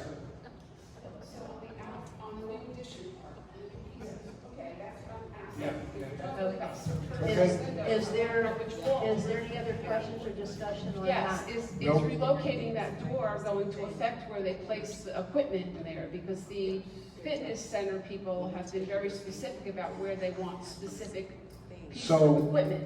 I believe the only use of that door is when we change out equipment in the room. It's not really an entry-exit point for us on a daily basis. So you could put equipment in front of there, and if you're changing out some piece of equipment in there, that's when you would use the doors. That's at least my understanding of why the doors. Yeah, are there. the only thing I would say is that we'd have to make sure that that's not like an issue. Like if we put a doorway there, are we allowed to block it or not? That we have Well, to find out. Yes, it's not part of their safety plan that there's a door there, so I'm assuming from that standpoint we're true, but yes, we would need to find that out. But at least as I view that door, it's not an everyday use door, it's a, oh crap, the bike broke and I gotta move it out and then. I agree, but some people are still gonna try to use it to get out, so. That's what signs are for. Well, it's sort of like the But aerobic. they don't pay attention to the signs we have now, so even if we. Well, They could, can't get through the door, they can't get through the door, it would be locked most of the time. right, you Okay, keep it locked. And then I just when want to make that's- sure that moving the door is not going to impact the layout of the gym, because we've been through the Yeah. layout of the gym 5 or 6 times already. That's my only concern. Okay, so real quick, Bill, would that change anything to your knowledge? No, it's, we were Okay. told by the building committee that that's not considered an egress, so we can put equipment in front of that. Okay, so we'd be good. Just like we have now, Okay. nobody ever uses the double door now. Yeah. Right, all right, so is everybody in favor of making that particular change? Yes. Any opposed? Okay. so Frank that- said yes as you walk away. Yeah, all right, so that change will be made. Okay, next would be, on one of the notations, which was going, also the other door going out the aerobics room into what is the new hallway where the CAM offices are. The notation by the building committee and what was suggested, that there was no need for that particular door and that should be walled up. Does anyone have any comments? Or that's Where fine? is that there? Right there, so the room, the aerobics door that goes into the hallway, just close that wall, it's a wall. Yeah, Oh, okay. yeah, all right. And then the other half of that note, which I can put Yeah. them together, is Oh, yes, leave this as no door and just have this as an open area, like one continuous hallway. right, yes, Okay. yeah, That makes sense. I concur with that. Does anybody have any other comments, or is everybody good with that? All right, We'll make those notations and changes for those two. So Frank, just let you know, I agree. And you're good, Yeah, okay. all good. All right, perfect. And then, of course, as we know, all the changes will be made to note that all the fixtures will be removed, updated, and it's not noted anywhere, but do we need to note the toilet's chair height, or? Just Well, ask. yeah, if we have if you guys want to have a specific type of toilet, then we Well, I can, think we need to make that note. Yes, All- yes, for all the buildings, chair height toilet. Comfort height. Yeah. That's what we documented. okay, thank you, we got it, comfort height, Yeah, Uh, comfort height, got it, so. okay. And that's for all. All, yeah, Okay. for all. Comfort height, elongated bowls. Yes, elongated bowls, because some people might, yeah. That's Can we always have good. heated seats and bidets as long as we're talking? Yeah, we didn't put that in. Coming in my house. Okay, Manufacturer reference? all right, so next, which should be kind of an easy one also, one of the proposals was the door that currently is in the existing CAM area, or where Matt and Drew are right now. There is a door that goes into the FACP room.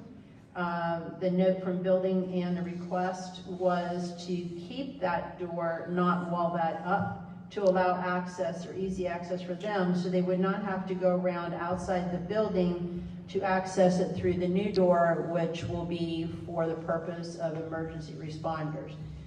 Is there? Is that something staff has asked? Yes. Okay. Staff. Is that agreeable with everybody? Yes. All right. Boy, I love this. Let's move right along. Okay. So we've got that.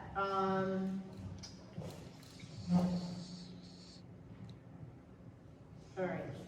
The offices. Okay, so there was concern that Barbara brought up regarding the hallway and the access to office number 2 and office number 3, where office number 3 to have, to be able to get out would have to go through office number 2.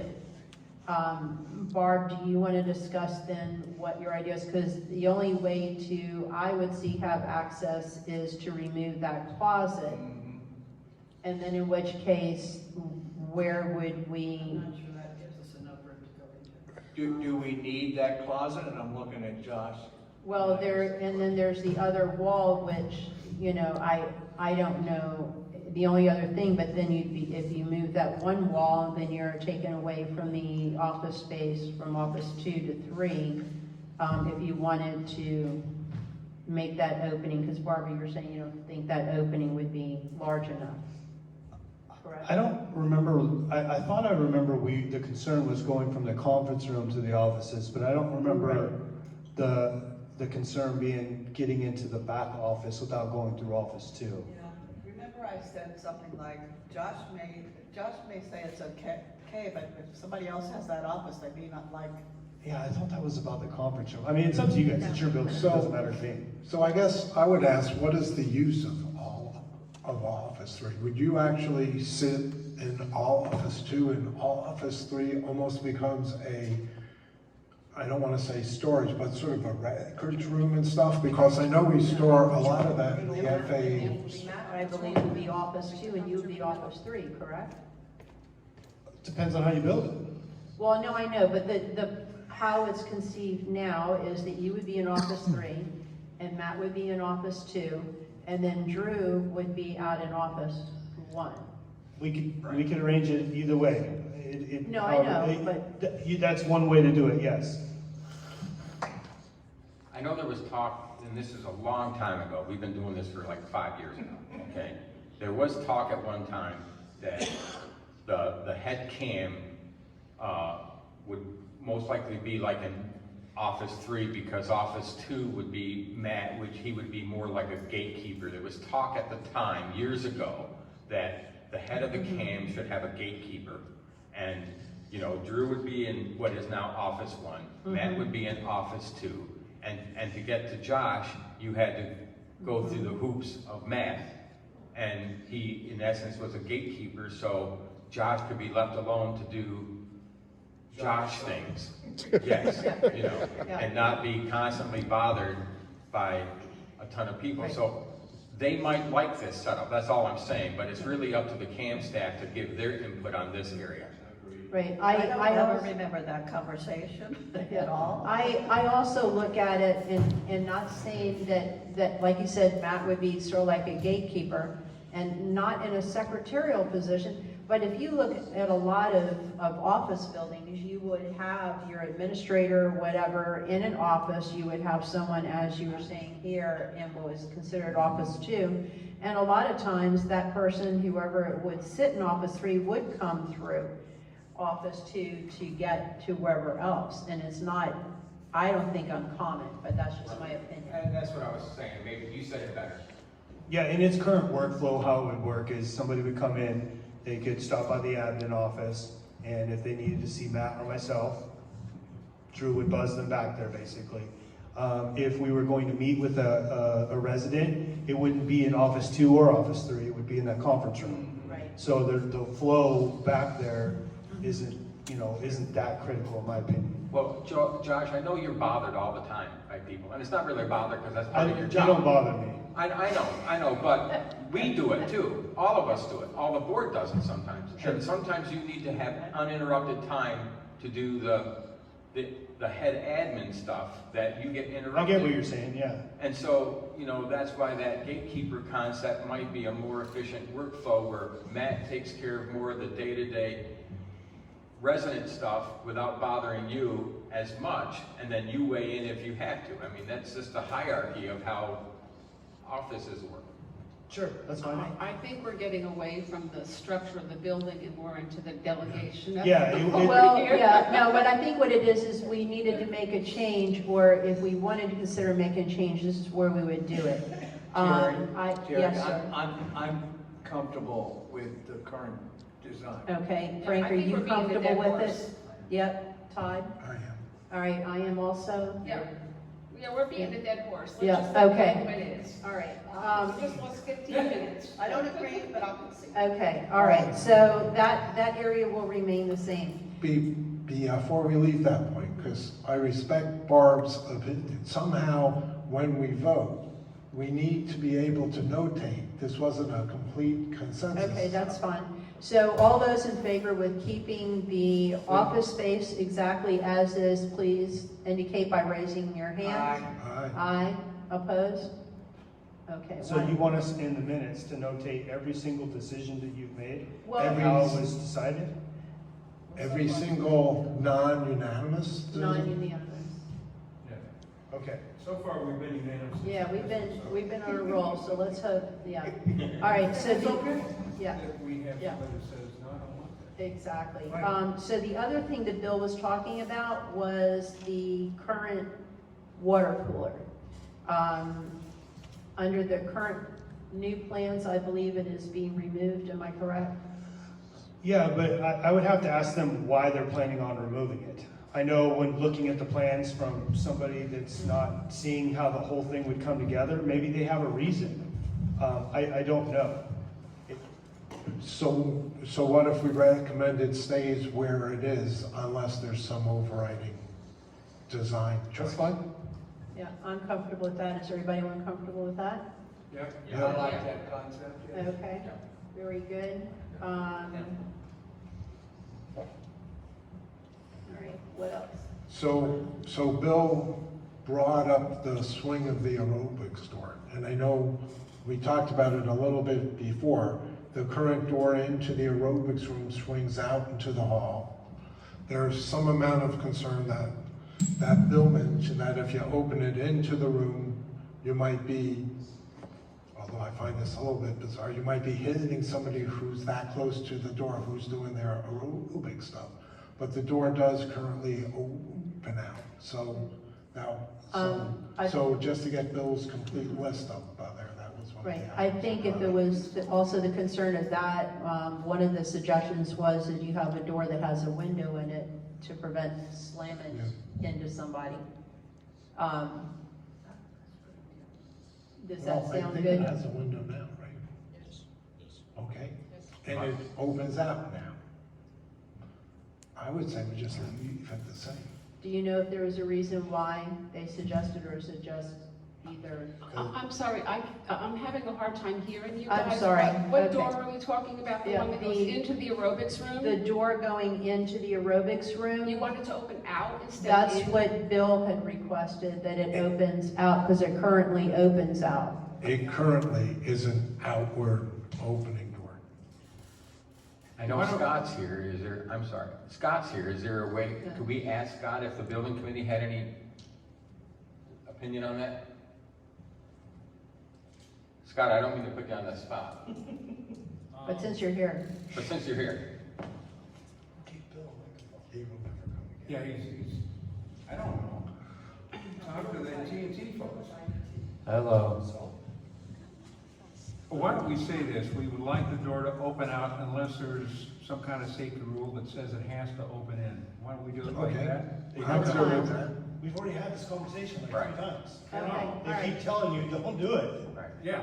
and they keep, Don't open and they the door keep out. advising not to do it, so obviously there is a. I mean, you could tell them, I don't care what your advice is, I'm not gonna listen to you and see if you can get it past Right. permitting.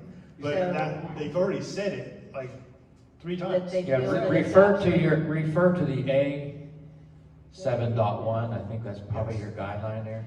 Okay. Howell has said, Door opens in. open Has to open in. Yeah. Open in. Yeah. I mean, we could tell them, we don't care, and we want you to draw it up a certain No, way, and if it. so Scott, are gets you kicked saying back, that there it's is a kicked back. reason? Well, I mean, I think that's your guideline you probably want to go by because that's We your can't hear safety. We can't hear you. That's your safety lifeline plan, so I'm sure that the architect knows the requirements and the codes and, you know, it fits in with that, so. Okay. Okay, then Or we'll, the we'll, egress, yeah. right, then are we okay with keeping it as is in the drawings we in? We'll just make sure the door has the window. yeah. Okay, moving along. Is there any other notations, Josh? Do you want me to notate that you heard a comment, didn't agree with it, and didn't? No, we'll just Okay. leave it as it is. I'm just saying that we are agreement to that. Okay. All right, is there any other items on this building? Well, Bill brought up the 15 feet width, the 14.6 to the 15.7. I can read what Bill wrote, because I will be honest, I'm not completely aware of this, but Josh, are you familiar with what he was speaking to? It sounds like there's a difference in what he sketched out and what the architect sketched out. Right.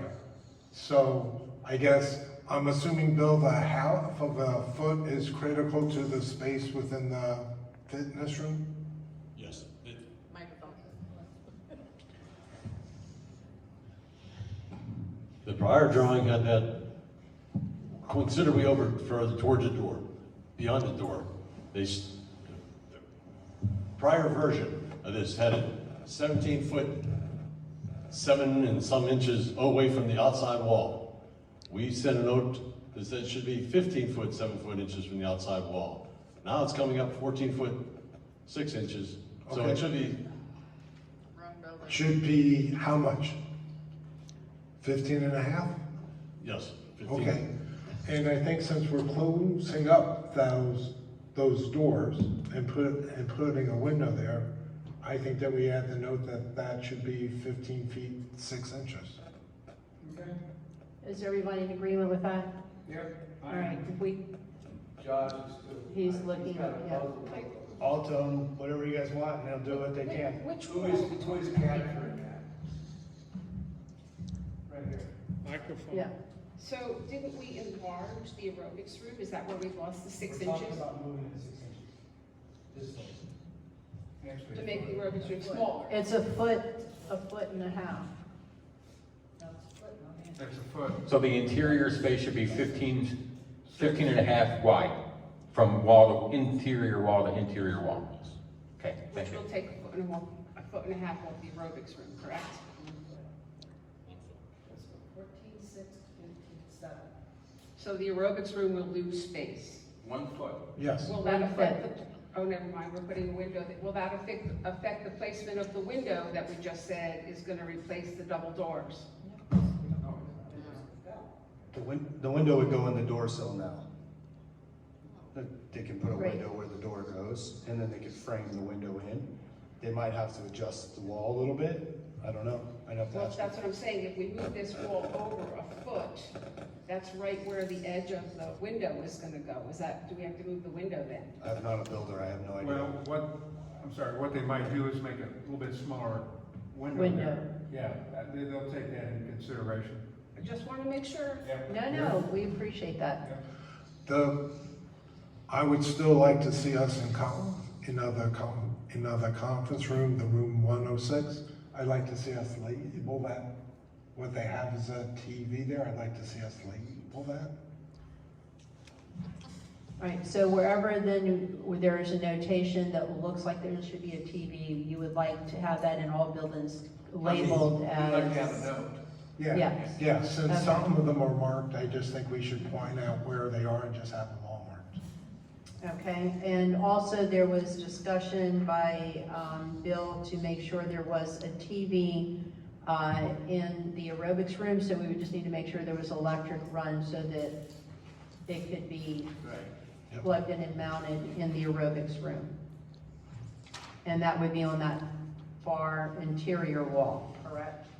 Yes. Anything else on this building?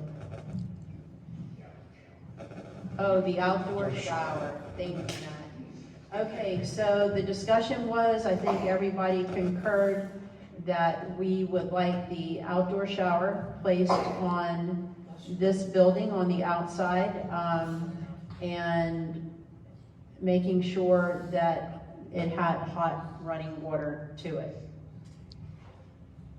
Is everybody in agreement with that? Yes. Yes. Are we gonna try to specify where that goes, or just? I leave would that think up? we leave that up to the Okay. architect, don't you? I mean, he's gonna know it would be the best placement for that, because it also. With the like you said, minimal would amount have- of plumbing, and, we don't wanna Right, exactly. use our plumbing costs. Right, Okay, so good. if we can make that addition and leave it to him to propose, or her to propose, where that outdoor shower should go, specifically on that building. Any other comments, changes, any that you noticed we missed, Josh, or if we covered everything, even the stuff in red? Did we want to stipulate that the windows, the forward-facing windows, where we're pushing the wall out in this building, that they would be the same height or the same size as those in the other wing across? You know, that where the craft and building. Right, so it'd be aesthetically, Yeah. yeah, Did right. we want to stipulate that? Would this be the time, Josh, to stipulate that? How high you want the windows? Well, Or or the same? you want them exactly the same. Yeah. Oh, we can, sure. That way, at least there's no confusion, because we're replacing all the windows and doors anyway, so at this point, yeah, that they would be consistent on both buildings, or in all buildings. And Josh, am I going too far down when I say the bar should be 36 in the aerobics room? Should we specify how high up we want that? Well, yeah, we can go into those details now. It'll just help them in advance. Okay. But we don't have to. Okay. Well, if it would help them I in know it was advance. 36 inches out of the IDDC, so I think if we just Yeah, label it that the if bar it would should help, be. if it would help, why not? Yeah. Yeah. So these windows are 52 inches. Mhm. You're talking about getting 36. No, I'm talking about the ballerina bar that they're Oh, putting yeah. into the, yeah, no, I'm Right. sorry, I moved on. Okay. Okay, is there anything else in this building Do before you we? want me to notate before you vote, like everything that's on there? Like Yes, read it, if so you you can actually would. vote on it? Yes, All right, please. so the aerobics room double doors will be removed and replaced with windows. Move double doors add double doors to the front of the building where the windows are to go into the fitness room. Doors at the top of the hallway, the door from the aerobics will be removed, and that will be a wall. And the door from the hallway to the, what we'll call the cam hallway, will just be removed, and that's an opening. We're going to leave the office door to the FACP room. Noted that Barb did not like the current office setup.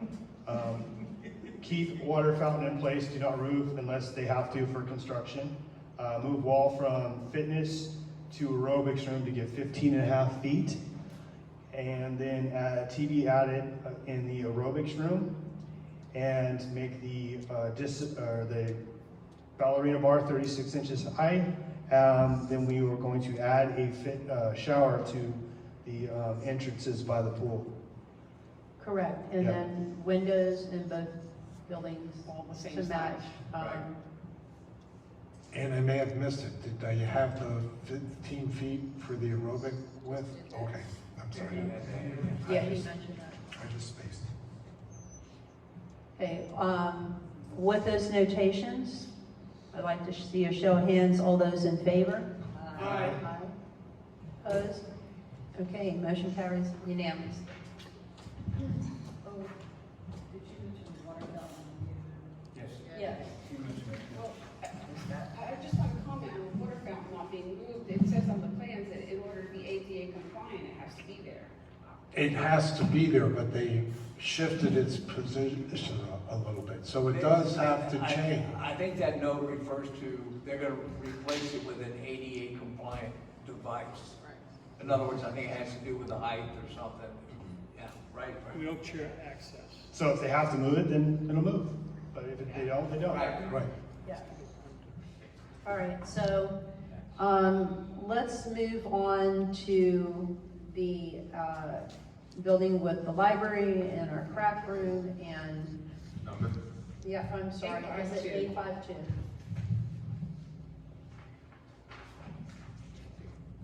5-2.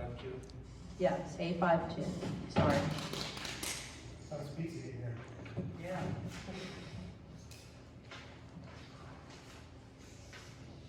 Okay, does everybody get that drawing up now? Okay, so, I guess one of the easiest rooms, hopefully, to start with, is going to be the new library. One of the items that was brought up was in the new portion, which will be the multi-purpose library room. There are currently showing the windows that are there now. The request was via IDDC to remove those and just make that a solid wall. Are there any comments regarding that? Dave? So which wall are we talking about? The one- Okay, when you're looking into the wall that has the multi-purpose, right there, right now, currently, there are windows. Their request is to just wall that I'm fine up. with that. Frank pointed to. Yeah, Frank? Todd? Good. Chris? Barb? Mary Kay? Good. Okay, if we can make that note, so we get to the end. The other thing that was suggested, currently in the plans, it is showing 2 fans in the larger of the rooms for the library, and no fan in the multi-purpose portion of the library. If I am correct, Bill, you correct me if I'm wrong, instead of 2 fans in the larger area, we would have 1 fan there and then utilize that other fan in the multi-purpose library room. Yeah, that's what I. Is everybody good with that? Good. Frank?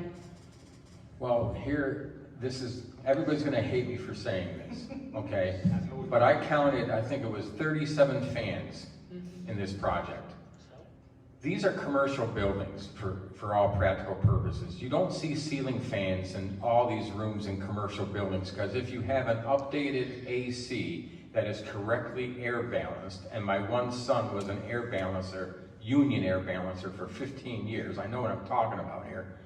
You don't have ceiling fans. Ceiling fans can get outdated, they can get wobbly, they can get dusty, they're gonna be a cleaning nightmare, and it could cause that strobe effect with the lighting, and I just question the need for ceiling fans in every room. I get it with the aerobics room and the weight room and all that stuff, but some of these rooms I don't really think need ceiling fans. Now, I know that might be a minority opinion, so I'm just stating that. Now, you can throw stones at me all you want. What about if, Frank, and I'm not in disagreement with you, if we have properly leveled air conditioning, I would agree. We don't need all these ceiling fans. But what if, since we're doing this construction anyway, we had the electrical put in, so where in the future we could put the fans up if we wanted. Right, and I know that had I been. mean, we're not talking a big expense here. Right, and with that also, my thoughts, just throwing them out, is then we would be able to choose, if we so decided to put the ceiling fans, we would be able to choose what fans we wanted, which gives us a lot more leeway, because what a contractor is gonna propose is it's gonna be building grade.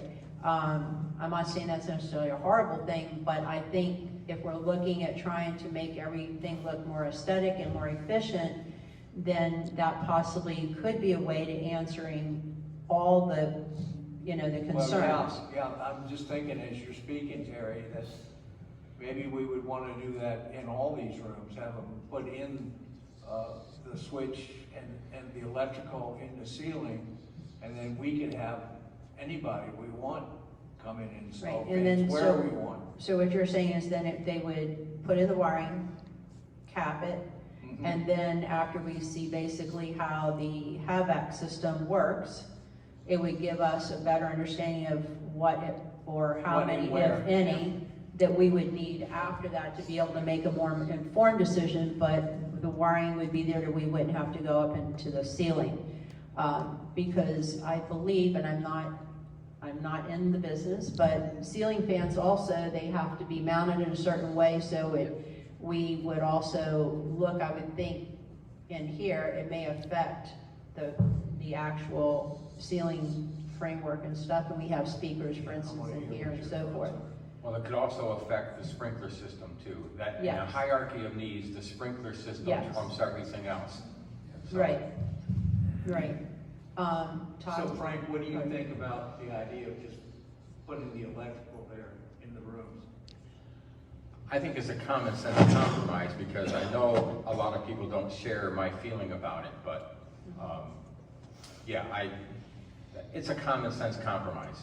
And in the end, we're gonna value engineer some stuff perhaps and things like that, and it could see what remains in the deck, but I'm fine with that. I just, Yeah, I like that idea because it gives us some flexibility. Right. Okay. Todd?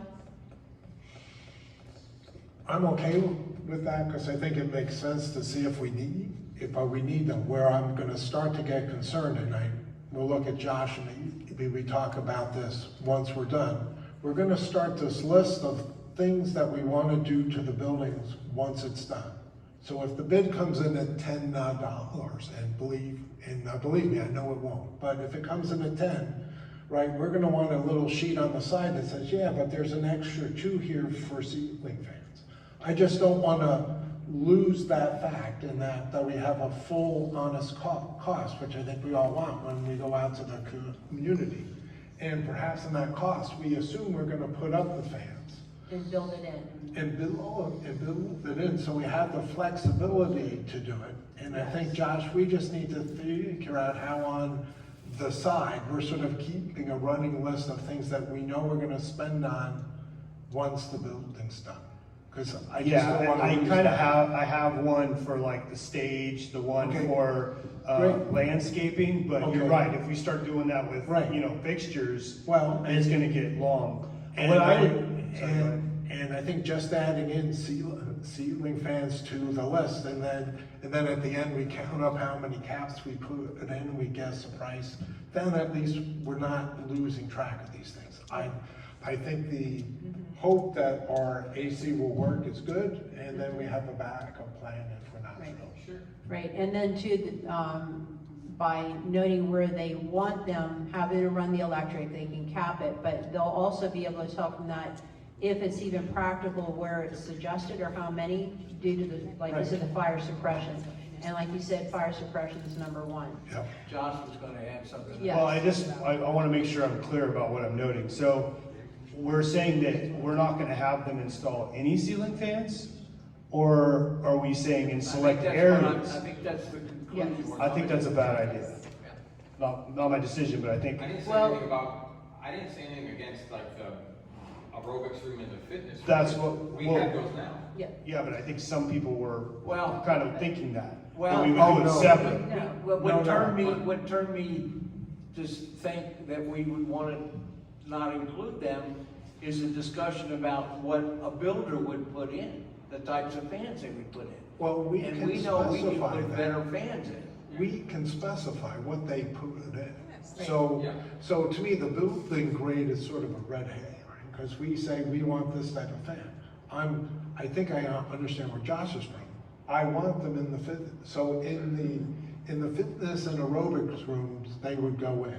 Yes. I think every place else, Okay. we can. That's exactly what I was saying, yeah. Okay, Yeah. okay. Or should we maybe word it where they currently have ceiling fans? We're going to keep the ceiling fans? That was gonna be Well, my that would be- suggestion, because we don't have a lot of ceiling fans now. Mm-hmm. So why are we putting in 37 or recommending 37 ceiling fans go in? Okay, so what we could say is where there currently are ceiling fans, we would like to keep them. Or we could just say that aerobics and fitness, everything else is to be determined after the project. Well, except it's wired, right? It's wired and it's capped per their Yeah, and then- fans. Along with the wiring, you want the support system so that all it has to do is Yes. be installed. Because there's framing and stuff that has to go in where they Right. put that. So we want Yeah. it ready to go minus the fans in all the locations that it's on the drawing. Yes. Okay. Yeah, we would want those receptacle boxes, those ceiling boxes switched, so we don't have to use remotes. And we would want DC fans and of good quality. So we could stipulate that down the Yeah, you're gonna road. make this, Yeah, I'm just saying. okay, Sometime so down the road. All right, so go ahead. for this particular building, we're gonna leave the fans as is, but you want wiring for a fan in the multipurpose library. But we're changing all the rooms. Why aren't we taking, because it's gonna look weird in the new craft room, because you won't have fans all the way across, because you've Right. extended Sorry, the I room. I've said it differently. Do you want me to add that we want wiring for a ceiling fan in the multipurpose / library? Yes. Yes. Okay. And where there are existing fans, do we make sure the wiring and everything is as we want, if there needs to be upgrades, but we still supply the fans, am I correct? Yes. Yes, You want them switched with a neutral wire. Right. They know that. right.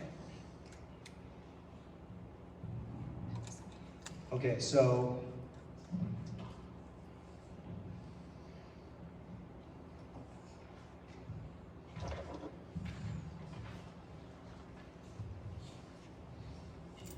So where the ceiling fans in that room are noted are on drawing A6.2. And we're only moving the one from the library. down. Right, we would Okay, change, good. we would change that from 2 ceiling fans in that area to 1, and then one in the multi-purpose, right? So we would want the wiring, and the one that we're keeping, I would say should be centered in Yes. the other room where we're moving it from 2 to 1 fan.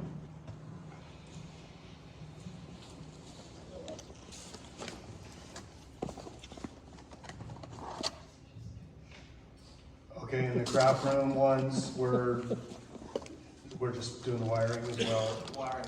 Right, any updated wiring switches, what have you. And the same way in the card room. I'll take 2 breakfast burritos. Chimichurri. Chimichanga. Chimichanga.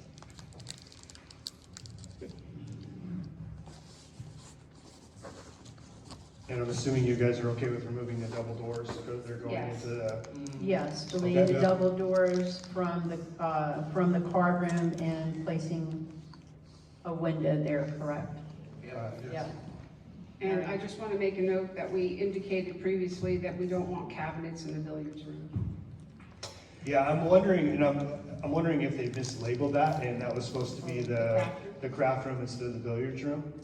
Either way, they do have it noted where the millwork would go, so I know what we you're don't saying. want the Yeah, shelf. what I think happened, and I think you're absolutely right, because originally we were gonna have the craft room or whatever over where the billiard room was, and that would have had the cabinets.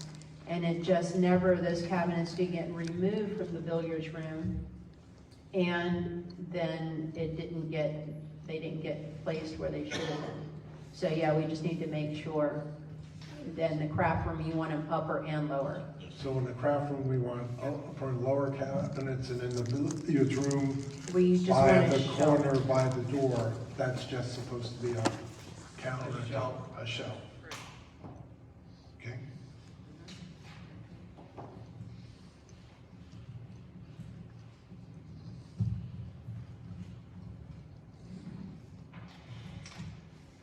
That's it? No. Let's go. I still have the concern on A 3.2 that we're not showing the demolition of that wall, and I'm concerned on both of them, we're not showing the removal of the existing bookcases and the placing of the bookcases into the new construction. Yeah, the bookcases, we've got to figure that out, if we can even save those or completely remove them, I don't know, we haven't kind of dug into that. I We gotta would, figure out what we're gonna do with them in the interim, yeah. Yeah, I'm concerned that if we start taking them off, that we might not be able to save them, I don't know. Well, but I think, so I guess, I thought our intent was to save them, so. Well, of course it is, but if you can't, like they're Well- glued all on there, and it's, Well, I understand that, but it needs to be somewhere in the demo plan that those bookcases come out, hopefully in one piece, to be reused. okay. And that's just not noted. Do we want to have them do it, or do we want to try and figure that out in advance and have us do it? Oh, God, I wouldn't want to do that. Well, I'm not saying you specifically, Well, but we no. get somebody, yeah, we get somebody that we can give specific instruction to see in advance, and then see if we need to add, like have new ones built. I don't know if we want to have that specific person, this contractor that we hire do that. That's all I'm asking. And I was almost thinking that way in advance. You know, So- before we had this conversation, that we probably need to figure that out before we give them instructions, and do we want to have them deal with it or not? So I have a comment. We're spending all this money to make these rooms more modern and more usable. Why are we putting used cabinets back? Nice. Or if there's nothing wrong with it. They're nice. They don't need new ones. they're really, yeah, for the library, they're very, I mean, if we could save them, they're beautiful. They're very high end. What I would suggest is. If they could come off the wall in one If- piece. So what I would suggest is if we could get somebody from the library clubs to perhaps empty one section of the shelving, Yeah. we could very easily go over there to see. I've done a ton of demo and I've saved a lot of stuff. We could see if if they do come out removable, then we'll know ahead of time. If we attempt it and we see, holy Toledo, we won't be able to, then we'll know, but. And then we can. The intent is to save them because they're gorgeous. They are. Agreed, and I think if we make that determination, when we're at the 100% plans, we can have them add that before they put the package together. Exactly. We just need to figure out if we can do that or not. Okay. Yeah, I like And then as far as your note about the wall, I will notate that they did not specifically say that wall is moving in the demo plan and that they should have. Okay, and there's a TV in the craft room that is just not noted. It's, I have it universal, all TVs will be Okay. clearly labeled. Okay. And if you want me to tell them, No. put what size, we can do that too. Because I know Chris is concerned about 20 inches. and then it's just not clear to me, the two windows in the billiards room today, on the bocce side of the building, do those stay as those walls move?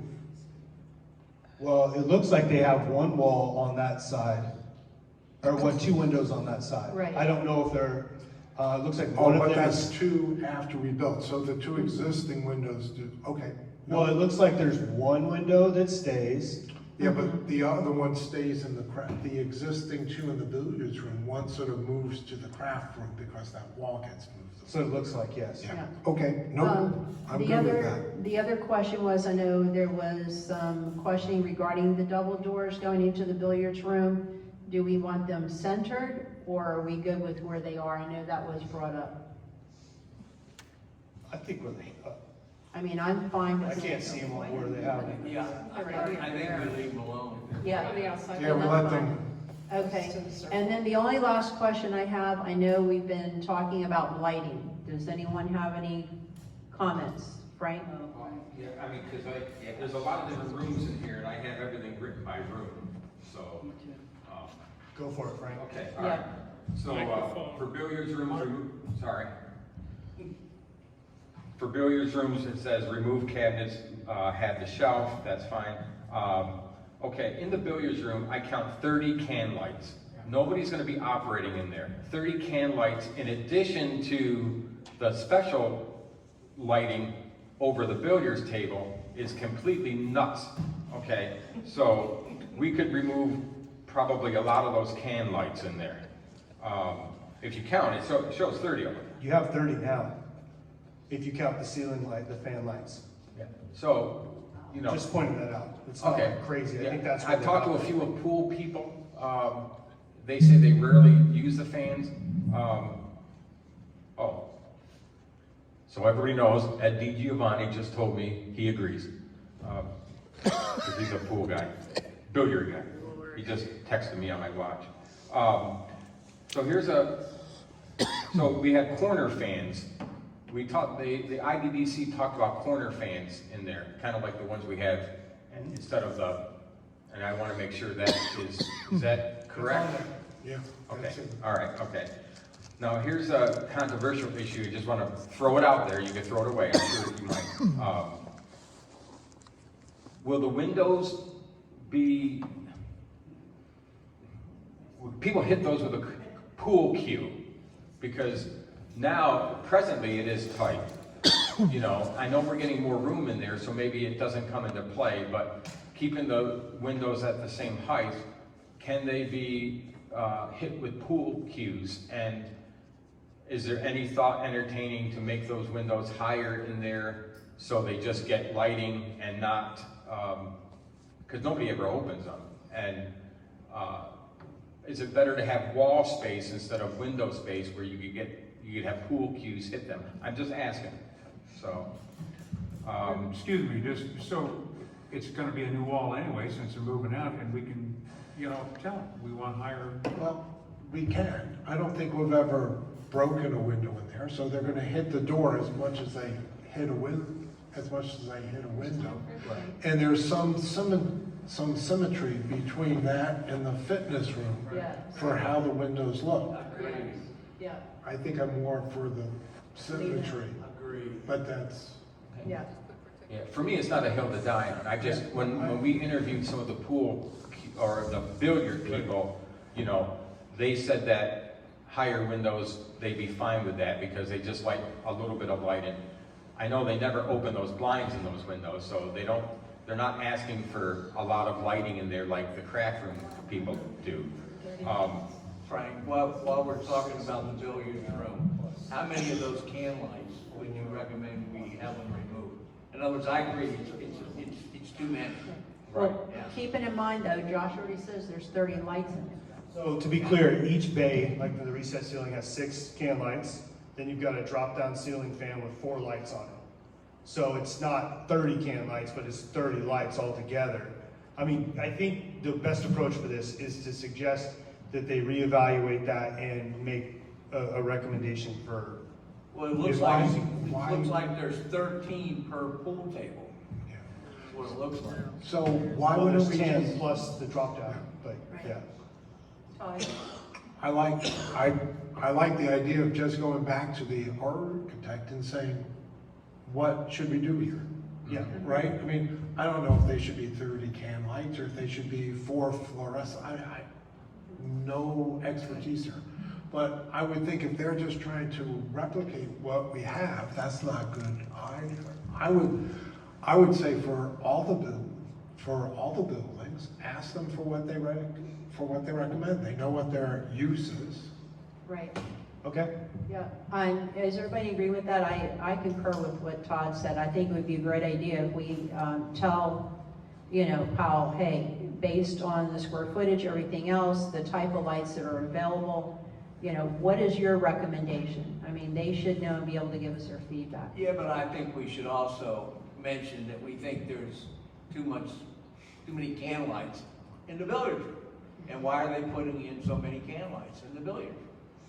In other words, not just ask a general question. Right, no, they could reevaluate, which is Yeah. what Todd was saying. Yeah. They could please reevaluate the number of lights. I think Ashley just threw them in there based on maybe what we had there. Now, in the beginning, they talked about having a lighting consultant, so Right. they'll probably, you know, vet every room through the lighting consultant.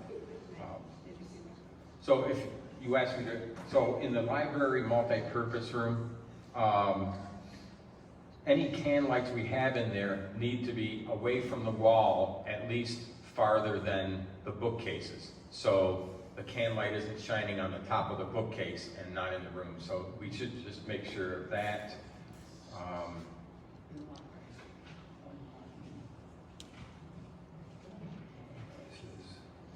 I think that Yeah, they have, in the library, there's can lights now that are set up on the perimeter. Okay, do we want Josh to recap what we've discussed real quick?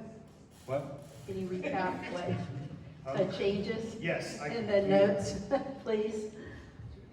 Okay, so I have removed the double doors that are going into what will be the card room, as the library now, and put a window. Remove the windows and close the wall in the new multi-purpose / library room. The add wiring for a fan in the multi-purpose room, and only one fan will be wired in the library. Right, centered, yeah. Yes, and then upper and lower cabinets in the craft room, billiards room should just be a shelf. Make sure the library wall that is moving is labeled as moving. And reevaluate the lighting in the billiards room. What about Well, the in all TVs? rooms. I would have said That's all. And universal for all buildings. for all buildings. Correct. But I specifically, that one we were concerned. Yes, that there's one too many. especially, right, So- but we want them to reevaluate the lighting for all the buildings. Even in areas where the ceiling's not gonna change. You want them to get into this? No. No. So, okay, let's make this easy. What rooms besides the billiards room were we concerned about the lighting? Because I don't think these are too much. No. So what if we just have them reevaluate the entire activity building? Because I think with the moving of Yeah. walls and the creating of rooms, it's not clear to me that the existing Okay. lighting would Yeah, work. so just for the activity building. Okay. I just had a couple more things, and then I'm done, because you Yeah. asked me to. No, that's fine. Okay, so in the craft room, we should probably have, anytime you have a sink, you should have a can light above the sink for task lighting. So when you're at the sink, the lights behind you don't cause a shadow into your work area.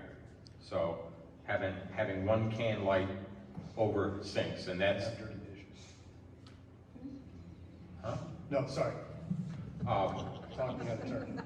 The other thing is, when we're talking about wall cabinets, we might want to consider going 15-inch deep instead of 12-inch deep. Normal wall cabinets are 12 inches deep. They also make 15-inch wall cabinets. That gives a lot more storage.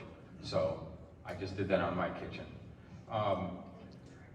For the craft room also, there was talk months ago, and it would not be expensive, to run a 220 line in there for a possible kiln in the future. Is that on anybody's wish list or no? It was talked about before, so I'm just bringing it up. That's when you get rid of the bodies. I say no to the kiln. Okay, I think that's that's a liability. I agree. Yeah. Okay, I'm just mentioning it because No, I know. I've been on this building committee for 5 years, and some stuff was talked about 5 years ago that are not talked about now, so. Yeah. That's all, thank you. Okay. So then adding can lights over the sinks would be, Over the sink. Got it. okay. So with all the changes Josh noted and adding the can lights over the sinks, is, can I see a show of hands who is in favor of making Aye. those changes? Aye. Okay, motion carries. Yes, sir. One more thing I just thought about, and I know this was under demolition, and I don't know if it's still a discussion item, but they originally, the IDDC originally wanted some floor, outlets in the craft room. Oh, So we've already given that to the architect, Okay, along with their report. So a lot of that will be addressed in the electrical. okay. That's- So if the electrical comes back and doesn't have it, then we'll say, hey, we told you already. perfect. Thank you. Yeah. So Chris, save that note for the next time. Yeah, will do. That'd be perfect. Just Okay, popped into my brain there. so moving along to the social hall. We are looking at drawing A5.3.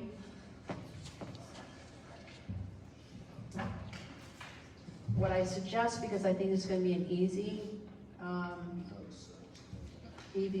fix, because I think we're all kind of on the same page, but I'll let everybody speak towards it. The family bathroom in the back of the social hall. I know we had talked about this a long time, and the idea was to keep it truly a family bathroom where a husband and wife could go in if they need the assistance. My recommendation is to remove the urinal, remove that partition, and make it a true family bathroom. I second that idea, yeah. Frank? Good. Todd? Yeah, Barb? I'm good. Okay, all right, so if we can make that note, that would be great, Josh.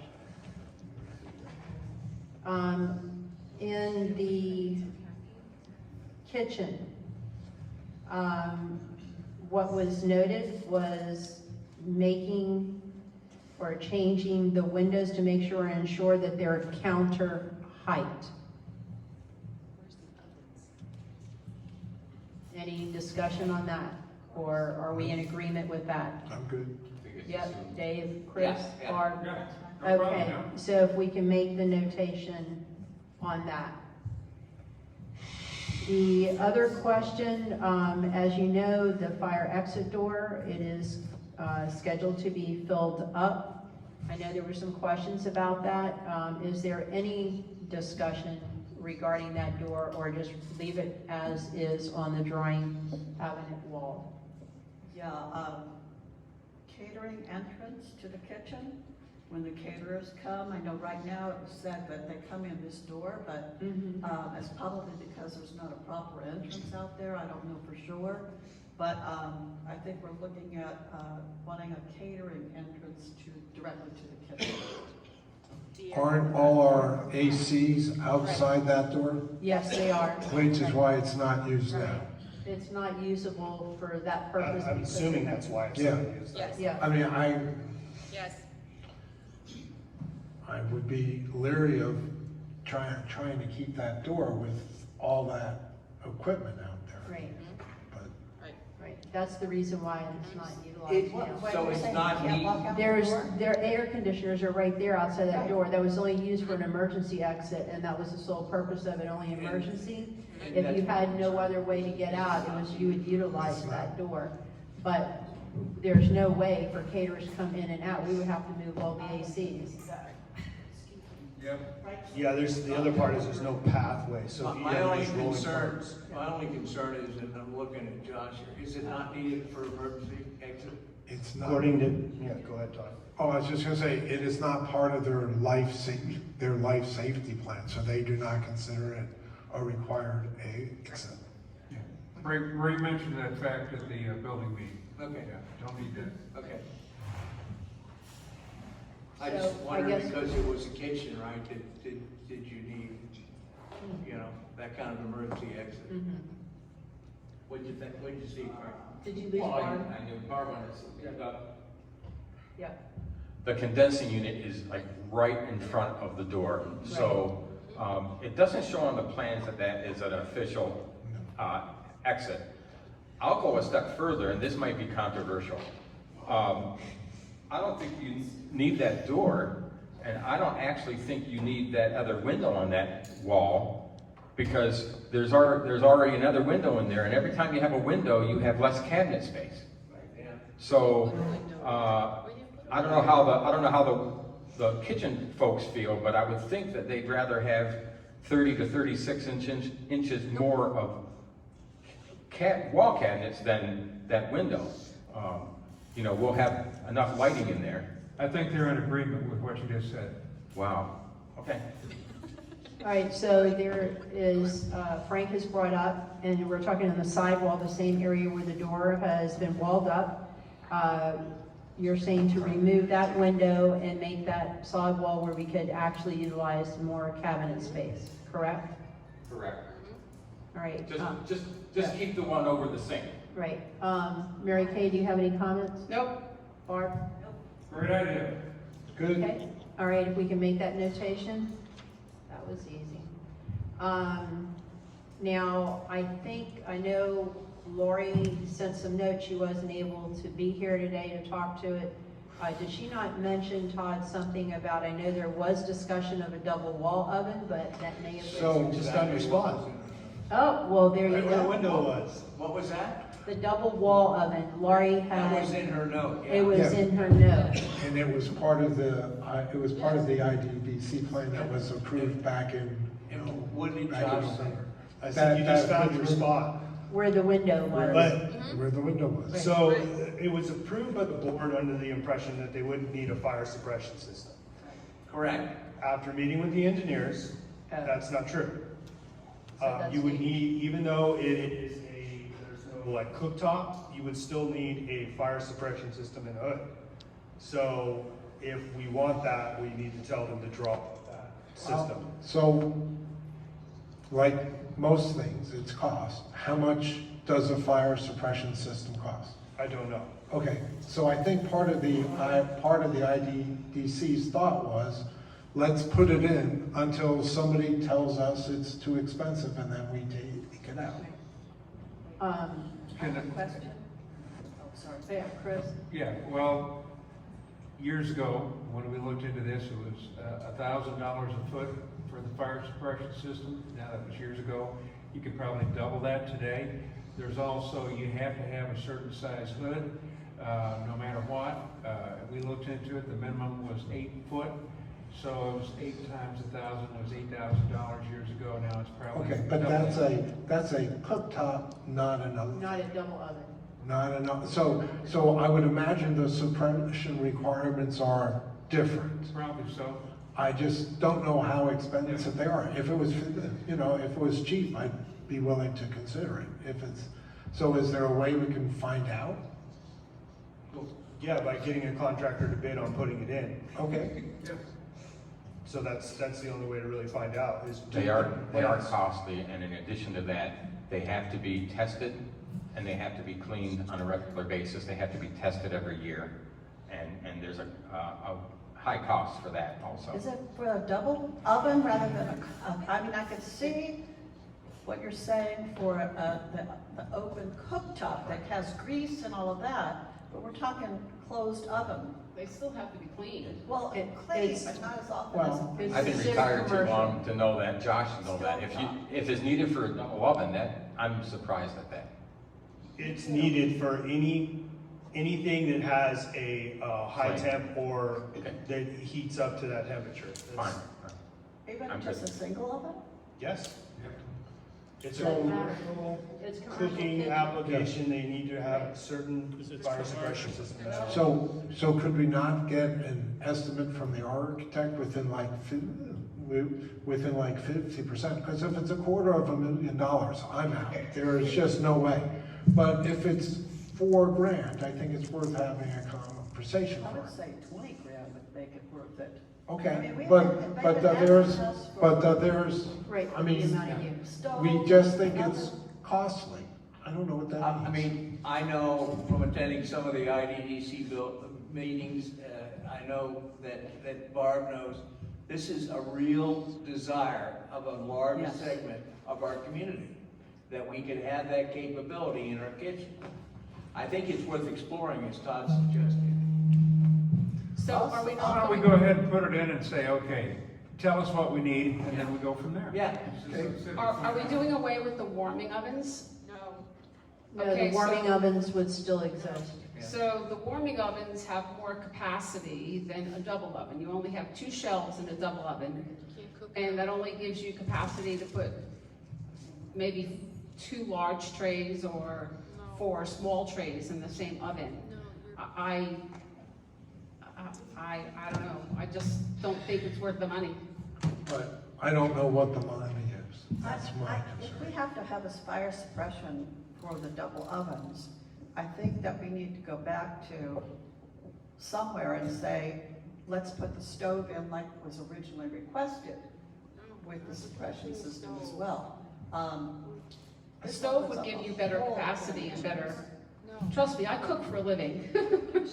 2 wall ovens is not gonna make or break that kitchen. You're better off with a stove and a hood. You're gonna have more space. We don't want a stove. The What? thing, We They don't don't want a want a stove, stove. they said. That's, Who? We don't Who want said a that? stove. they don't want a stove. The peanut gallery. You don't. Oh, that's No, part of the- IDCC There are there. others. There are others. No, the IDDC group, that's why we asked you to put 2 ovens in. And you're not on the drawings. You asked for 2 ovens Yes. because we could not We put didn't the ask for a stove stove. in. We didn't ask for a stove. Okay, we're not arguing, okay. No.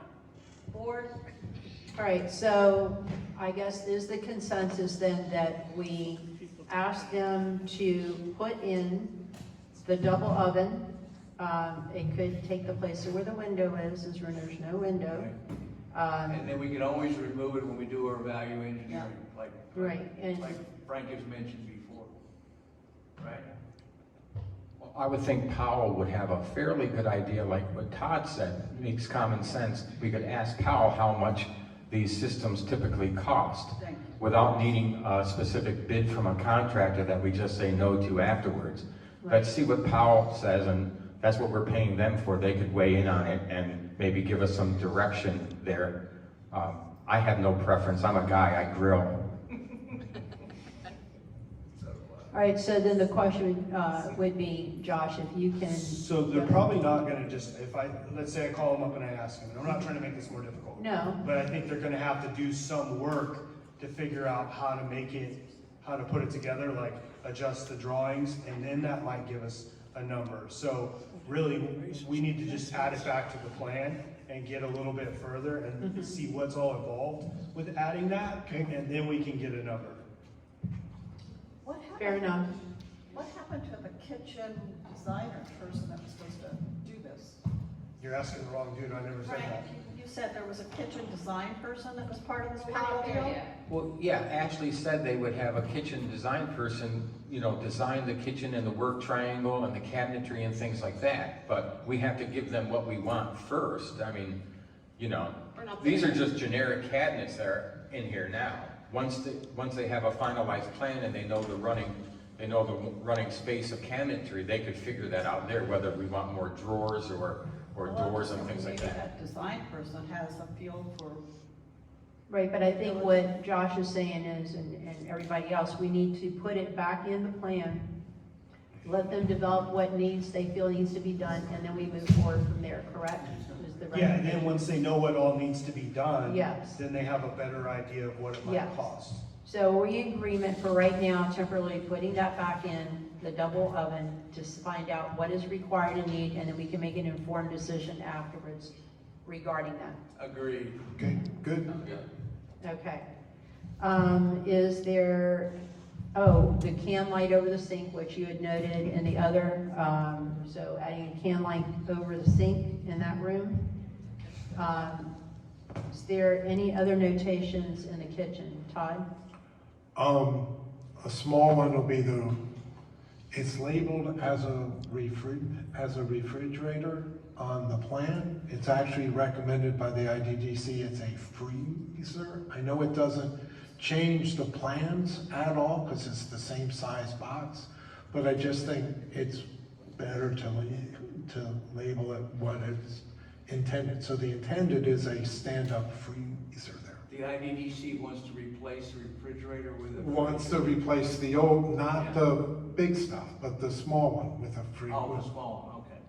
So then they don't want any refrigerator whatsoever in there? Well, no, you keep the refrigerators that are there, where it Oh, that is, says. okay, gotcha. Keep the double door, Yes. and Yes. then And then take the make that into a standard kitchen stand-up. refrigerator Right. out, and put a standard Okay. freezer in there. Okay, So, unless you guys want the contractor to install that for you, it doesn't matter, you can put whatever you want there. I understand it doesn't matter, but every time we show the plans to the community, they're thinking we're putting in a refrigerator, and our plan is to put in a freezer. That's, Okay. Aren't these just preliminary plans? Yes, and they're Okay. what they're used to for the contractor, right. not for, you know, our furnishing plans. And the freezer would be a furnishing, it would not be a Unless structure. we want them to put like, install a Sub-Zero, you No, know, or no. something No. specific. my only commercial thought plan. is if that's what our intended use is, let's have them Okay. change the 3 letters to what it is. We Okay. want. Okay, so we've done that. Anything else, any other Well- alterations in the kitchen? I'm actually fine with the way it is, but since it keeps coming up, I am fine with the way we're dealing with Josh's office, bringing out the wall, having it be a solid wall, and not having a sink there. I've heard enough conversation throughout the time that I think now is the time we either finalize that or we That, change that. yes, we're gonna get to that when we get over into that area of the Oh, building. okay. So. Sorry. That's okay. So if there's nothing else in the kitchen, we'll move on to the next area. There was no notations in the storage area off of the, because it's remaining the same. We still have the mop sink in there. There were no other notations, are there, Josh, in that area, that storage area? Okay, is everybody fine with that as it is? Okay, then let's move on to the stage area. We're just going straight across. That was kind of like what I was thinking. I know that we are talking about, of course, raising the ceiling. And there were some concerns or ideas, I believe, am I correct, with as far as the lighting, we have can lighting above and being able to at least mount possibly some sort of lighting bar, which we just want to make sure, I guess, that the electric is in place for whatever else needs to be added up there. Am I correct? Well, you're gonna have electric all through there with can lights, so when, it just depends on what you want. Do you want something hardwired in on that? Because when the ceiling raises, you're gonna have the beam where the soundproof wall is. It's gonna basically be the support there. So you'll have an area that you could mount lighting underneath that. So you'll have the stage like this, and then you'll have the lighting that can be mounted on the beam right there pointing towards the stage. So that's fine, but if you wanted to have drop-down lighting in the middle of the stage, then we would just need specifics on what that is and how it should be mounted to give that to the. So Terry, are you referring to the input we got from TNT? Yes. I thought we'd deal with that separately. I didn't know how you wanted to deal with that. Right. That's already been submitted to the architect, the TNT requirements. Yeah, and the only question they had was what the heck is PAR lighting, and I talked to Ralph about that. And he's supposed to be getting me some information. So when we raise that roof though, we're cutting into the sound material. Well, if you raise the roof 14 inches there, so the roof's gonna come down, you're gonna have a. No, that's what I was saying. You're not cutting into that part. You're cutting into where the drywall is. And you're going where underneath it. So that wall is gonna stay in place at the same height. You know, similar So to how I'm you gonna have have a on this lip. side. So I'm gonna have a lip. You're gonna have a lip. Yep, Okay, yeah. At least that's what we were told. okay. Yeah, So that they could mount lights on the inside of the lip. exactly. Oh, okay, good. Yeah. Okay, any other, So I think lights, I'll just bring this up now, because I know some of those run expensive. On your little list of things we do afterwards, we should put stage lighting on that list. Yeah, I think anything that's like new speakers or any like audio-visual stuff that you guys want to include, we should probably contract somebody specifically to do that. That's my recommendation. Right, and I think what he's saying is to get an idea too, in the list we're preparing of the additional money, do we take out? Yeah, we would just Yeah. need to get bids on it Yeah, prior to going to vote. yeah, Okay.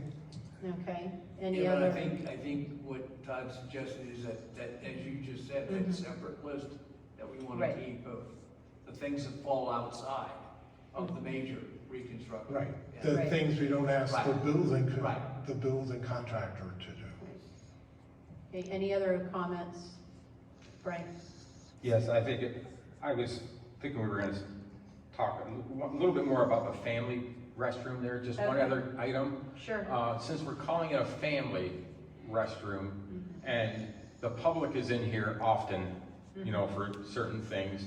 Right. If we're getting rid of the urinal and we're getting rid of the stanchion, which I think is good ideas. Right. There would be room, and we should maybe consider, at least discuss, the inclusion of, one of those diaper tables that fold down. No. We did, you and I had this discussion. Yeah, we've talked about this. I talked to Josh about it. Yeah. This social hall doesn't get used with kids. My primary objection, or my primary thought about having a changing table was I'm tired of watching people at the pool change their kids' dirty diapers on the chairs. So if it would go any place, it would have to go outside in the ladies' room or the men's room, not in this family bathroom. You know, for me, it's not a hill to die on. It's not a hill to die All on my for me kids either, are older, but I because- was just saying, if it's a family bathroom, there could be an assumption that that's a place where somebody would go to do that, so. But and- if nobody else That came thinks from that, me, that's so I don't fine. want Frank to take the heat on it, but I'm the one that said we probably need a changing table, but that's not the place to put it after I talked to Josh. And people are still gonna change their kids out on the lounge chairs out on the pool. There's nothing we can do to stop that. We'll have the room, we can add it, I think, you know. That's disgusting. It doesn't have to be a kid you're changing the diaper for. Well, but if those are not big enough, It's not gonna support my weight, that John. would have to be an awfully big changing table, and I think the weight limit is, It all depends. grown. Okay, any other comments on that? We're good? No. Okay, all right, so, in the, current men's bathroom, are we all good with the fact that, you know, everything's gonna be changed out, it'll be new fixtures, everything of that nature? Is there any other comment? Just one comment, I noticed that someone said on email, and I thought it was worth discussion, when they redo the bathrooms, are we gonna have them like they are today, where you see the plumbing underneath, or are we gonna wanna kinda hide that? Are you talking about the sinks or the toilets? Where the, For the sinks, I think, yeah, yeah. go ahead. One thing that was brought up when we were talking last Friday with the building committee was, you know, the vanities. And part of the issue is, especially if you go into these bathrooms with somebody in a wheelchair, the turning radius. And if you've got a vanity underneath there, that's an issue. If you don't have a vanity, that's not an issue. So I think we go without the vanities. That's just my personal thought. You know, we've lived with it this long, nobody. It shows on A8.2, it shows a picture of the ADA vanity detail, and what it is it's just an angled piece of wood that covers up the P-trap, Yeah, it's a slope. so. Or the other, and I don't even know if this would work, is pedestal style sinks. My suggestion would be to stick with commercial I applications. agree. You start Okay. getting into that type of stuff. That limits So- your ability to put paper Yeah. towels on there, or if you want Right. air freshener, or Yeah. flowers, or any kind No, of that's true. decorations. Yeah. So are we gonna get what's detailed there, Frank? Is that what they're gonna do? Exactly. Okay, yeah, that's fine, yeah. That meets the need. Okay, so we're all good with that? Mm-hmm. Okay, now moving into the actual social hall, into both of these areas. Of course, we've already said now, I think we're all in agreement, wiring will go in to accommodate ceiling fans, and then we wait to see what we can do because of the fire suppression system, and also then we just run the wiring where we can for fans, cap them off, and then decide where and if we need them afterwards, based on the new HVAC system. Is that correct, and everybody's good with that? Yes. Okay. So now, let's move on. Go ahead, I'm sorry. So before we leave this room, there was blackout blinds or shades that was suggested for Yes. those windows. I guess my thought is we make sure we have electrical up there, and that goes on the list of somebody who comes in after we're done and we decide if that's something we want to do. Yeah, unless you want the contractor to do that as part of the building retrofit. Why not? I think it'd be just as easy to have the contractor who's going to install, if you decide you want to have mechanical or electrical curtains, I'm sure that's something that they've had to do before. And if not, we have a pretty good electrician that's fair that would. All right, so you don't think we need to run any electric up there? We should be good? Well, you have some over this window. Okay. Well, true. Those And ones- you do have the lights that are Yeah. close, so you do have the light. All right, so that just goes on the list of things, of things to decide once we're done. Yeah, I think with a lot of TNT stuff is Okay. gonna go on that No, list. So I we do. could say, here are the things, well, you just take all their requirements. We could check off all of the requirements that we've already addressed with the builder. Everything else that's left, we need to get separate proposals for. And then have that as bundled in with your building funds, if you want to Okay. include them all together. Okay. And that's- then my only other question in here was, we put up the sound walls, I don't know, Chris, 8, 10, 2012. okay. Long time ago. And it worked really well. Yeah, so I guess that my question is do we think it works well enough and we're good with the sound and just the sound? Because I know back in 12, we talked about doing clouds and all sorts of acoustical stuff. The one thing that they told us in 2012, which the sound baffles on these two walls helped immensely. However, we still have issues underneath here, and they suggested back in 2012, the side walls also put the sound baffles on, which I would recommend that we do that now. I like that idea. Yeah. Okay. Would you do it on both walls or just the back I wall? would do it on both. Yeah. So both the Even though back we're and the doing front? curtain Cancel over the here. echo. Pardon? Cancels the echo that way. If you have both sides. Yeah. You would cancel the echo, right? Yes. Yeah. Okay. Perfect. That's good. And one of the other questions I have, and I could be wrong, going to a lot of the TNT meetings, as far as the ceiling tiles, was there some talk or discussion about looking at more of, ceiling tiles that would absorb the sound better, or? Well, I think these are acoustic already. but- Okay. These are acoustic. Yeah.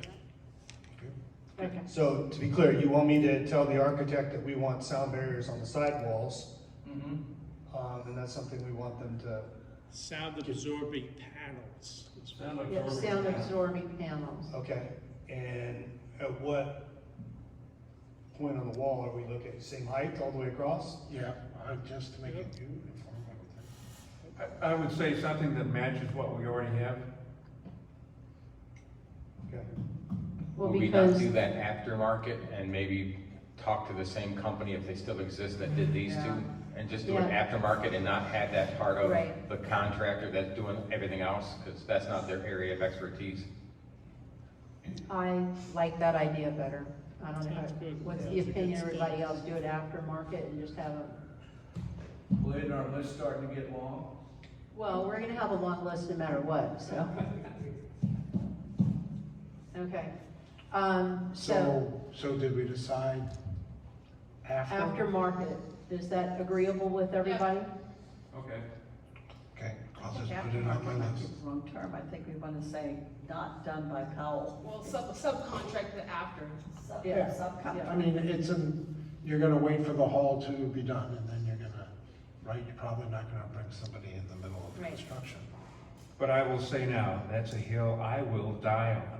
I will absolutely die on that hill. Would I rather it got added now? No, I agree. We can wait for it. That's okay. But I just want. Okay. Okay, and then, the women's bathroom, with the changes that were made in there and adding the new fixtures, is everybody good with that? Yep. That's good? Yep. Okay, and then, of course, as Josh mentioned, that one wall is gonna be, have to go in a little bit further into the ER room. And we wanna make sure that they remove those shelves as carefully as possible, right, Chris? If they You gotta trash those things, they're just They'll trash them, all right, Yeah, okay. it's gonna be tough. All right, so, and then build, and then put up new shelves in there, is that what we're looking for them to do? Yes, Yes. yes. It's better than, are we all, so then we need to note that on the plans, are we also gonna trash the shelves in the existing long storage closet, or are Oh, we? yeah, to put the stuff that's gonna go in there, I think we had talked about that, and then come up with some other sort of shelving to address maybe some things we need stacked in there, but in order, because the ping pong tables and other stuff are gonna be slid in there and they just won't. Okay, so that's part of the demo plan is to take down the shelves in the storage room and in the, what's it called, the FER? Well, the storage room isn't included in that unless you tell them you want it included because they're not doing anything in there. But I can tell them you want them to take the shelves out of there. They're bolted in, correct, in there, so it might be a good idea to have them to remove it and then to fix the drywall. I'm sure there's gonna be Okay. some repairs to the drywall that needs to be made. And the same way with the shelving in the, TNT room. TNT room, yeah. We're using acronyms that a lot of people don't understand, so everybody Yeah. knows that's the TNT room, which is why I Yeah. suggested it. Nope, good idea. Okay, so, I'm glad you're back, Dave. Now let's move on to the multi-purpose room, which is currently Josh's office. And I know this is gonna be some discussion going back and forth. So, Mary Kay, do you wanna start any discussion with that? Sure. I think that we need to put the sink back in. I think we need to remove the door that's there and reuse it if possible. I don't think that it's gonna be a noise. I saw your email, Todd, that you thought it was gonna be a noise concern.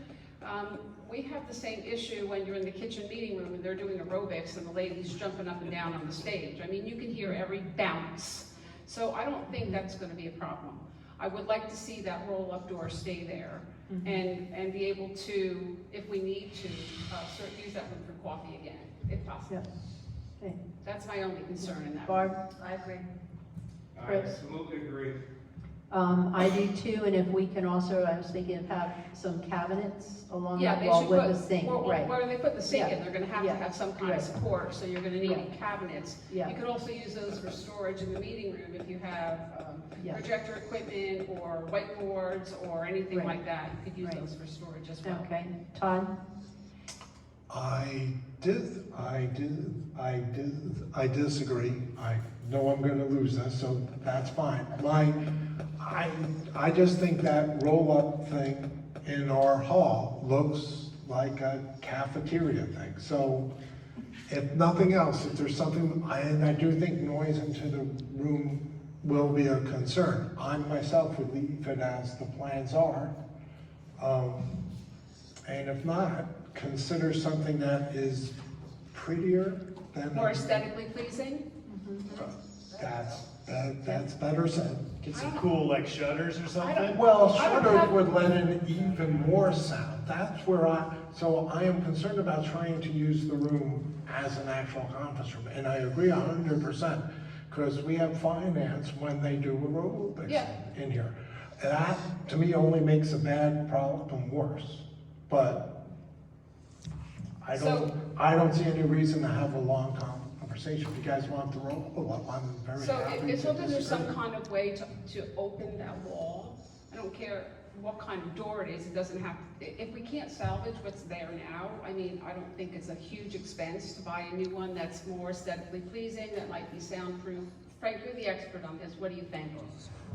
I'm by far an expert on anything, but I am, if anybody has a hill to die on, this is my hill. This to is die my hill to die on too, so I'm with you. I think that, it was controversial when we made that back into an office for Josh, or actually for, well, whatever. There was the assumption that people had that it was a temporary thing, and that in that assumption that we were going to revert it back at some future point in time. I'd like to honor that thinking. I like the sink back along with a kitchen cabinets underneath. I think that roll-up door is in perfect condition, and those cost a lot of money, and I've been in enough club functions that we do have coffee there, and we don't have to do this long thing over there. I do understand about the aesthetics, and I don't find that aesthetically objective. But if it is, and if there's a sound issue, there's a perfect way to solve both. You keep that roll-up door because it just rolls up, and in front of that, you could have an insulated 4-panel door like bifold doors that close and open, and it would look better and it would block more sound. But either way, I want to keep both. Dave? I know there's strong opinions on this issue. If we're gonna make that a true multi-purpose room, meaning we're gonna try and use it for meetings, and I think we'll all agree, we're short on meeting space here. People have to work around the calendars in order to get in to have meetings. If you notice, that room is only 15 foot. 15 by 16. Yeah, it's 15 by 16. How deep are your cabinets gonna be that you're suggesting we put in there? 2 foot. Yeah, 24 inches. So your cabinet would be, your cabinets and your countertop would be 24 inches? Mm-hmm. Okay. So that leaves you with 13 feet width on that room, approximately. More than enough. And Which is the same size as the conference room in the admin building, so. And we're adding a conference room over in the activity I building. knew Yeah, somebody was so- gonna mention that. Yeah, so, But I do think, as Todd mentioned, that there's an issue with sound. And I think by keeping that roll-up window, which I think, how often does it get used? Number one. Well, it got used Well, a now- lot before. Yeah, not And now. if this is gonna get divided and they're gonna have 2 activities, and you wanna serve coffee for the activity in what's now the Burgundy Room, you can't be lugging a cart from this kitchen all the way across the floor. No, I'm not fighting about the sink. So you could still do your coffee, but you just wouldn't pass it through a roll-up window. You'd put it on the table outside of the wall. It's- Maybe since we're all kind of agreeing that the cabinet and the sink is a good idea, maybe we pass that on to the architect. We tell them that we'd like to keep the existing roll-up door, but the folks that are passionate about the sound, maybe we spend some time researching other options that we could do that would fix that problem. The other reason why we like that is that I'm in a group that meets on Saturday mornings early for coffee, and sometimes that room can't be used, so it would be nice to have that back again, because we could use that as an alternative Saturday morning room. I mean, you could put a Keurig in there or a smaller coffee pot for smaller meetings. Would there be room for a, dorm-sized refrigerator instead of one of the cabinets in there so that you could keep? There is? Okay. Yeah, there is a refrigerator in there now, Okay, it's small and it could be kept. I'm just Yeah, throwing no, out things yeah, because and- we're all thinking about things in Right. our mind. I haven't Right. been in there. I know that you use it for your lunch and stuff, but your beer, okay. But when we start renovating that thing, I don't want that to go away. I want to be able to Right. have that capability.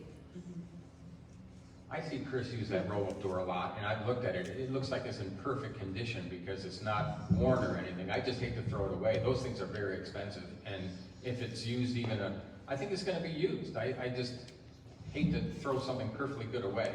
And if the only objection is the aesthetics and the sound, that's easily fixable. I like the idea of what you talked about is having a closure to it that is more aesthetically pleasing. I think that so many people want the roll-up, and there's no harm in leaving it, but then covering it with something that's nice. We could even Nice put and cork, we could even put cork on the outside of it, and it could be a bulletin board if you want, and that's cut it over. Yeah. Chris, do you have something you wanted to say? No, it just, I would hate to, you know, and I do understand the sound. It's the same thing that we, like Todd mentioned, when we're using the kitchen meeting room back here, and we will use the kitchen meeting room going forward. If you got somebody that's doing something loud in here, yeah, it bothers people there. So whether it's there, we will have a couple more options now with another meeting room over in the activity building, and also in the gym building. We've got a conference room, so we've got a couple other options now besides just this building. And well, I've already said, I think it's a great idea. But As the outlier, I'm fine if we just move forward.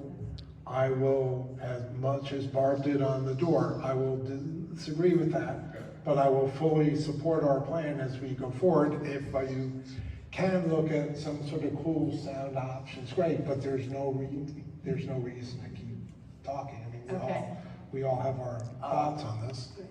I don't know if you. I understand what the consensus is. It's just that I don't want to have a room that we can't have meetings in because people can't hold a meeting because they can't hear because there's too much noise coming through because we got a roll-up window. That's all. We should also insulate that wall fully. Yeah, I mean, you Try can, to open that door, I think, but is it locked? it's sealed shut, so a lot of people staring at me all day. Okay. I tried to prove a point of how noisy it was, so. You can, I operate in there all day, and half the day there's some line dancing or Zumba or something going. It's not that big of a deal. It's not that much different than. Okay, so if everybody's in agreement, let's move forward. Is the consensus, the majority of the consensus, that we will add back the sink, the cabinets, we will try to salvage the roll-up door, but also ask Powell to see if there's any other ideas he might have that would help with the soundproofing? That's not exactly what I said, but. Oh, but no, go I was ahead. saying the ones that are passionate about it, they don't like the way it looks, and Yeah. maybe they can offer a solution that would make it better. If they don't care, they don't care. Okay, so. I mean, we can ask Powell to maybe put something else in there, but Right, so we would try to save that if we can. If not, the idea is that we would replace it with another roll-up type door, but possibly look at some sort of aesthetic shutters or something that we can pull across it when not in use. In front of the roll-up. In front of the roll-up door when not in use. I like that. Is that agreeable? Yeah. Okay, all right. Do we have anything else in this building that anyone else has notes on? It's too early to talk about automatic doors, because I know IDDC recommended the set of doors on the left that go out be an automatic door, much as the one into the activity. We're not at that level yet, is that correct? So with, you can. Right now, you already have low voltage wiring to those doors Okay. that control the magnet. So all you're doing is adding a different type of door hinge. Okay. Or I don't know what you call it, the thing that opens Yeah, it. yeah. And one will be. Do we want to put that on the plan now? So I don't that think you're gonna have him do that. I think you're gonna Okay. have your, Okay, so that's on my list of other things that get Other done. things, Yeah, yeah, because, of other things. like I would tie that into your access control system. So you're gonna have to have somebody come out and wire the magnets and fix all the doors that you change and replace. So that Okay. would be something we put on the list, along with any push button that you'd wanna do for the access from the pool Okay. to the building. And then the only last note I have is the IDDC recommended the door between the kitchen and the multipurpose room open into the multipurpose room. I'm pretty indifferent on this, but I just thought I'd bring it up. That's the door in here. That's the This door. one right here. There is no door now between the kitchen and the kitchen meeting room. Right. what the IDDC said was have the door swing out of the kitchen into the living room. The plans have it swing the other way. Other way. I think that's pretty common in all of the plans. Any interior room that has a door, the door swings into the room. Any door that goes outside, they all swing out. Yeah, but you have two rooms with a door, so if you say the door always swings out, it depends on which room you started. Put in a, Yes. Oh, God, no. Sorry. Please don't. no, I agree, it should swing in. Okay, great. Okay, Frank? Actually, Todd might have a point there, and we could have the building committee and the architect weigh in on it. I know the architect has it swinging into the kitchen, but if the egress for that side of the building is out the multi-purpose room, then I would think you would want it to swing into the multi-purpose room, so Yeah. anybody in the kitchen Can get out. is not pulling the door to, so Todd might have a very good point there, and we should have the experts weigh in on that. I mean, it's not a hill to die on for me, but we want to get it right. It does make sense that it's, the way it is now, it's opening to a knee wall, right, right by the refrigerator. By the freezer. Right, freezer, sorry, yep. But maybe it should be the other way. We just ask Ashley about that and see. Noted. Okay. Good. All right, so do you want to read back the notes, that changes we've made, so we can vote on this? Remove, in the family restroom, we're gonna remove the urinal and the partition to make it just a single-use family bathroom that is ADA compliant. Raise the window height in one of the kitchen windows, the one that faces the pool, and then the one that faces outward would just be walled in. Change the refrigerator label to a freezer label, or stand-up freezer. Add back the double ovens, or find a place to put the double ovens, because I'm not sure, they'll have to figure out where that'll work in the kitchen, but we want to add them You back, may not be able to put them on an exterior wall.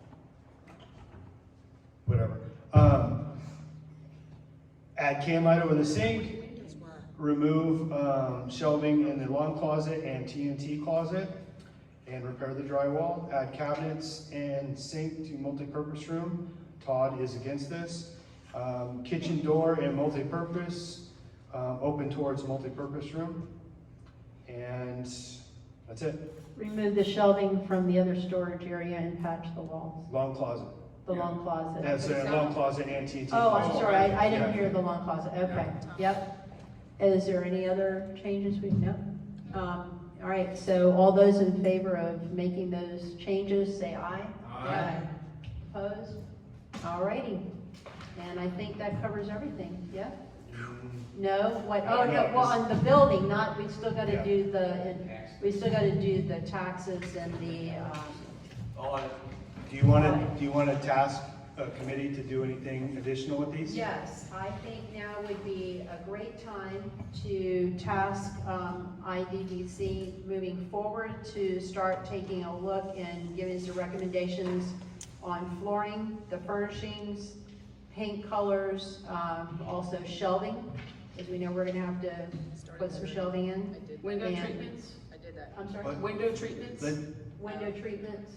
What? I think we should focus On the floor, the wall on the colors? work that the architect's gonna need first, Okay, and which then would maybe be, look at like, So deal with page 8.1 where they had all that stuff?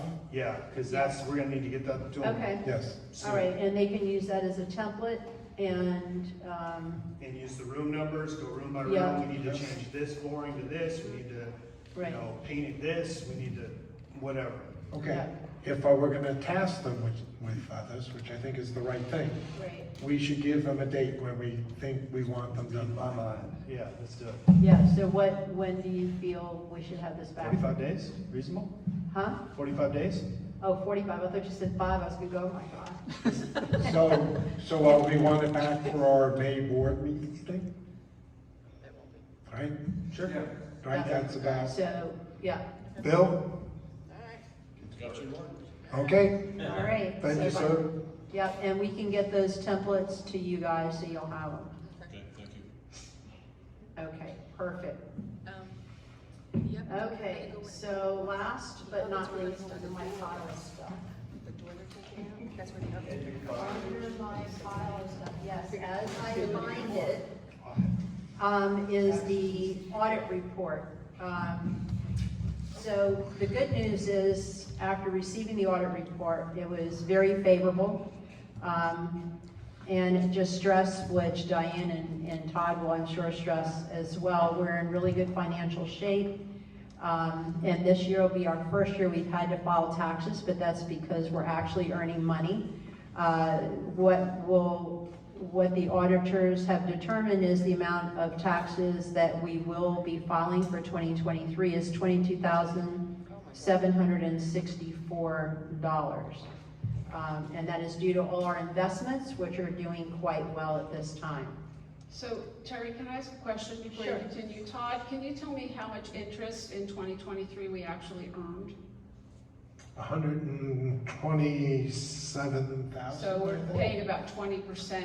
So what the tax law says, and what we set up in our financials going forward for 2024, is we're putting away 30%, because what the tax law says on an HOA is you pay 30% on non-HOA related income, but you can deduct these certain things. Okay, one of which is a labor expense. So it's all specified on the thing. So it's actually 30% above a threshold. It works out to about an effective 20% rate for. Okay, I just wanted to Yes. see that comparison. Right, yeah, and on the tax return, the actual taxable interest was $127,706. Okay. I did read that in the papers, I just wanted people Oh, in no, the no, audience to no, realize. Oh, I yeah. that. No, it's always good to, more And it's information. the first time we've ever exceeded what our deductions are. That's why it's the first time we have to pay. I would ask Josh to communicate with our accountant. What I don't know now is whether or not we have to pay estimated taxes throughout the year. Quarterly, yeah. Yeah, because I know on a personal return, as long as you pay what you needed to pay last year, there is no penalty. We obviously paid what we paid the year prior because it was zero. I just don't know what that law looks like for a homeowner, so I think it's just worth asking. I can ask him. Okay, great. Great, and Todd, did you want to expound on anything in the audit? So the only thing I'll say is the only two important paragraphs on the whole audit are the first two, and that's where they say our financial statements represent fairly what we do. End of sentence. No caveats, no nothing else. So as an accountant, when you read those are the first two things you read, and they should always be clean, and ours is. So.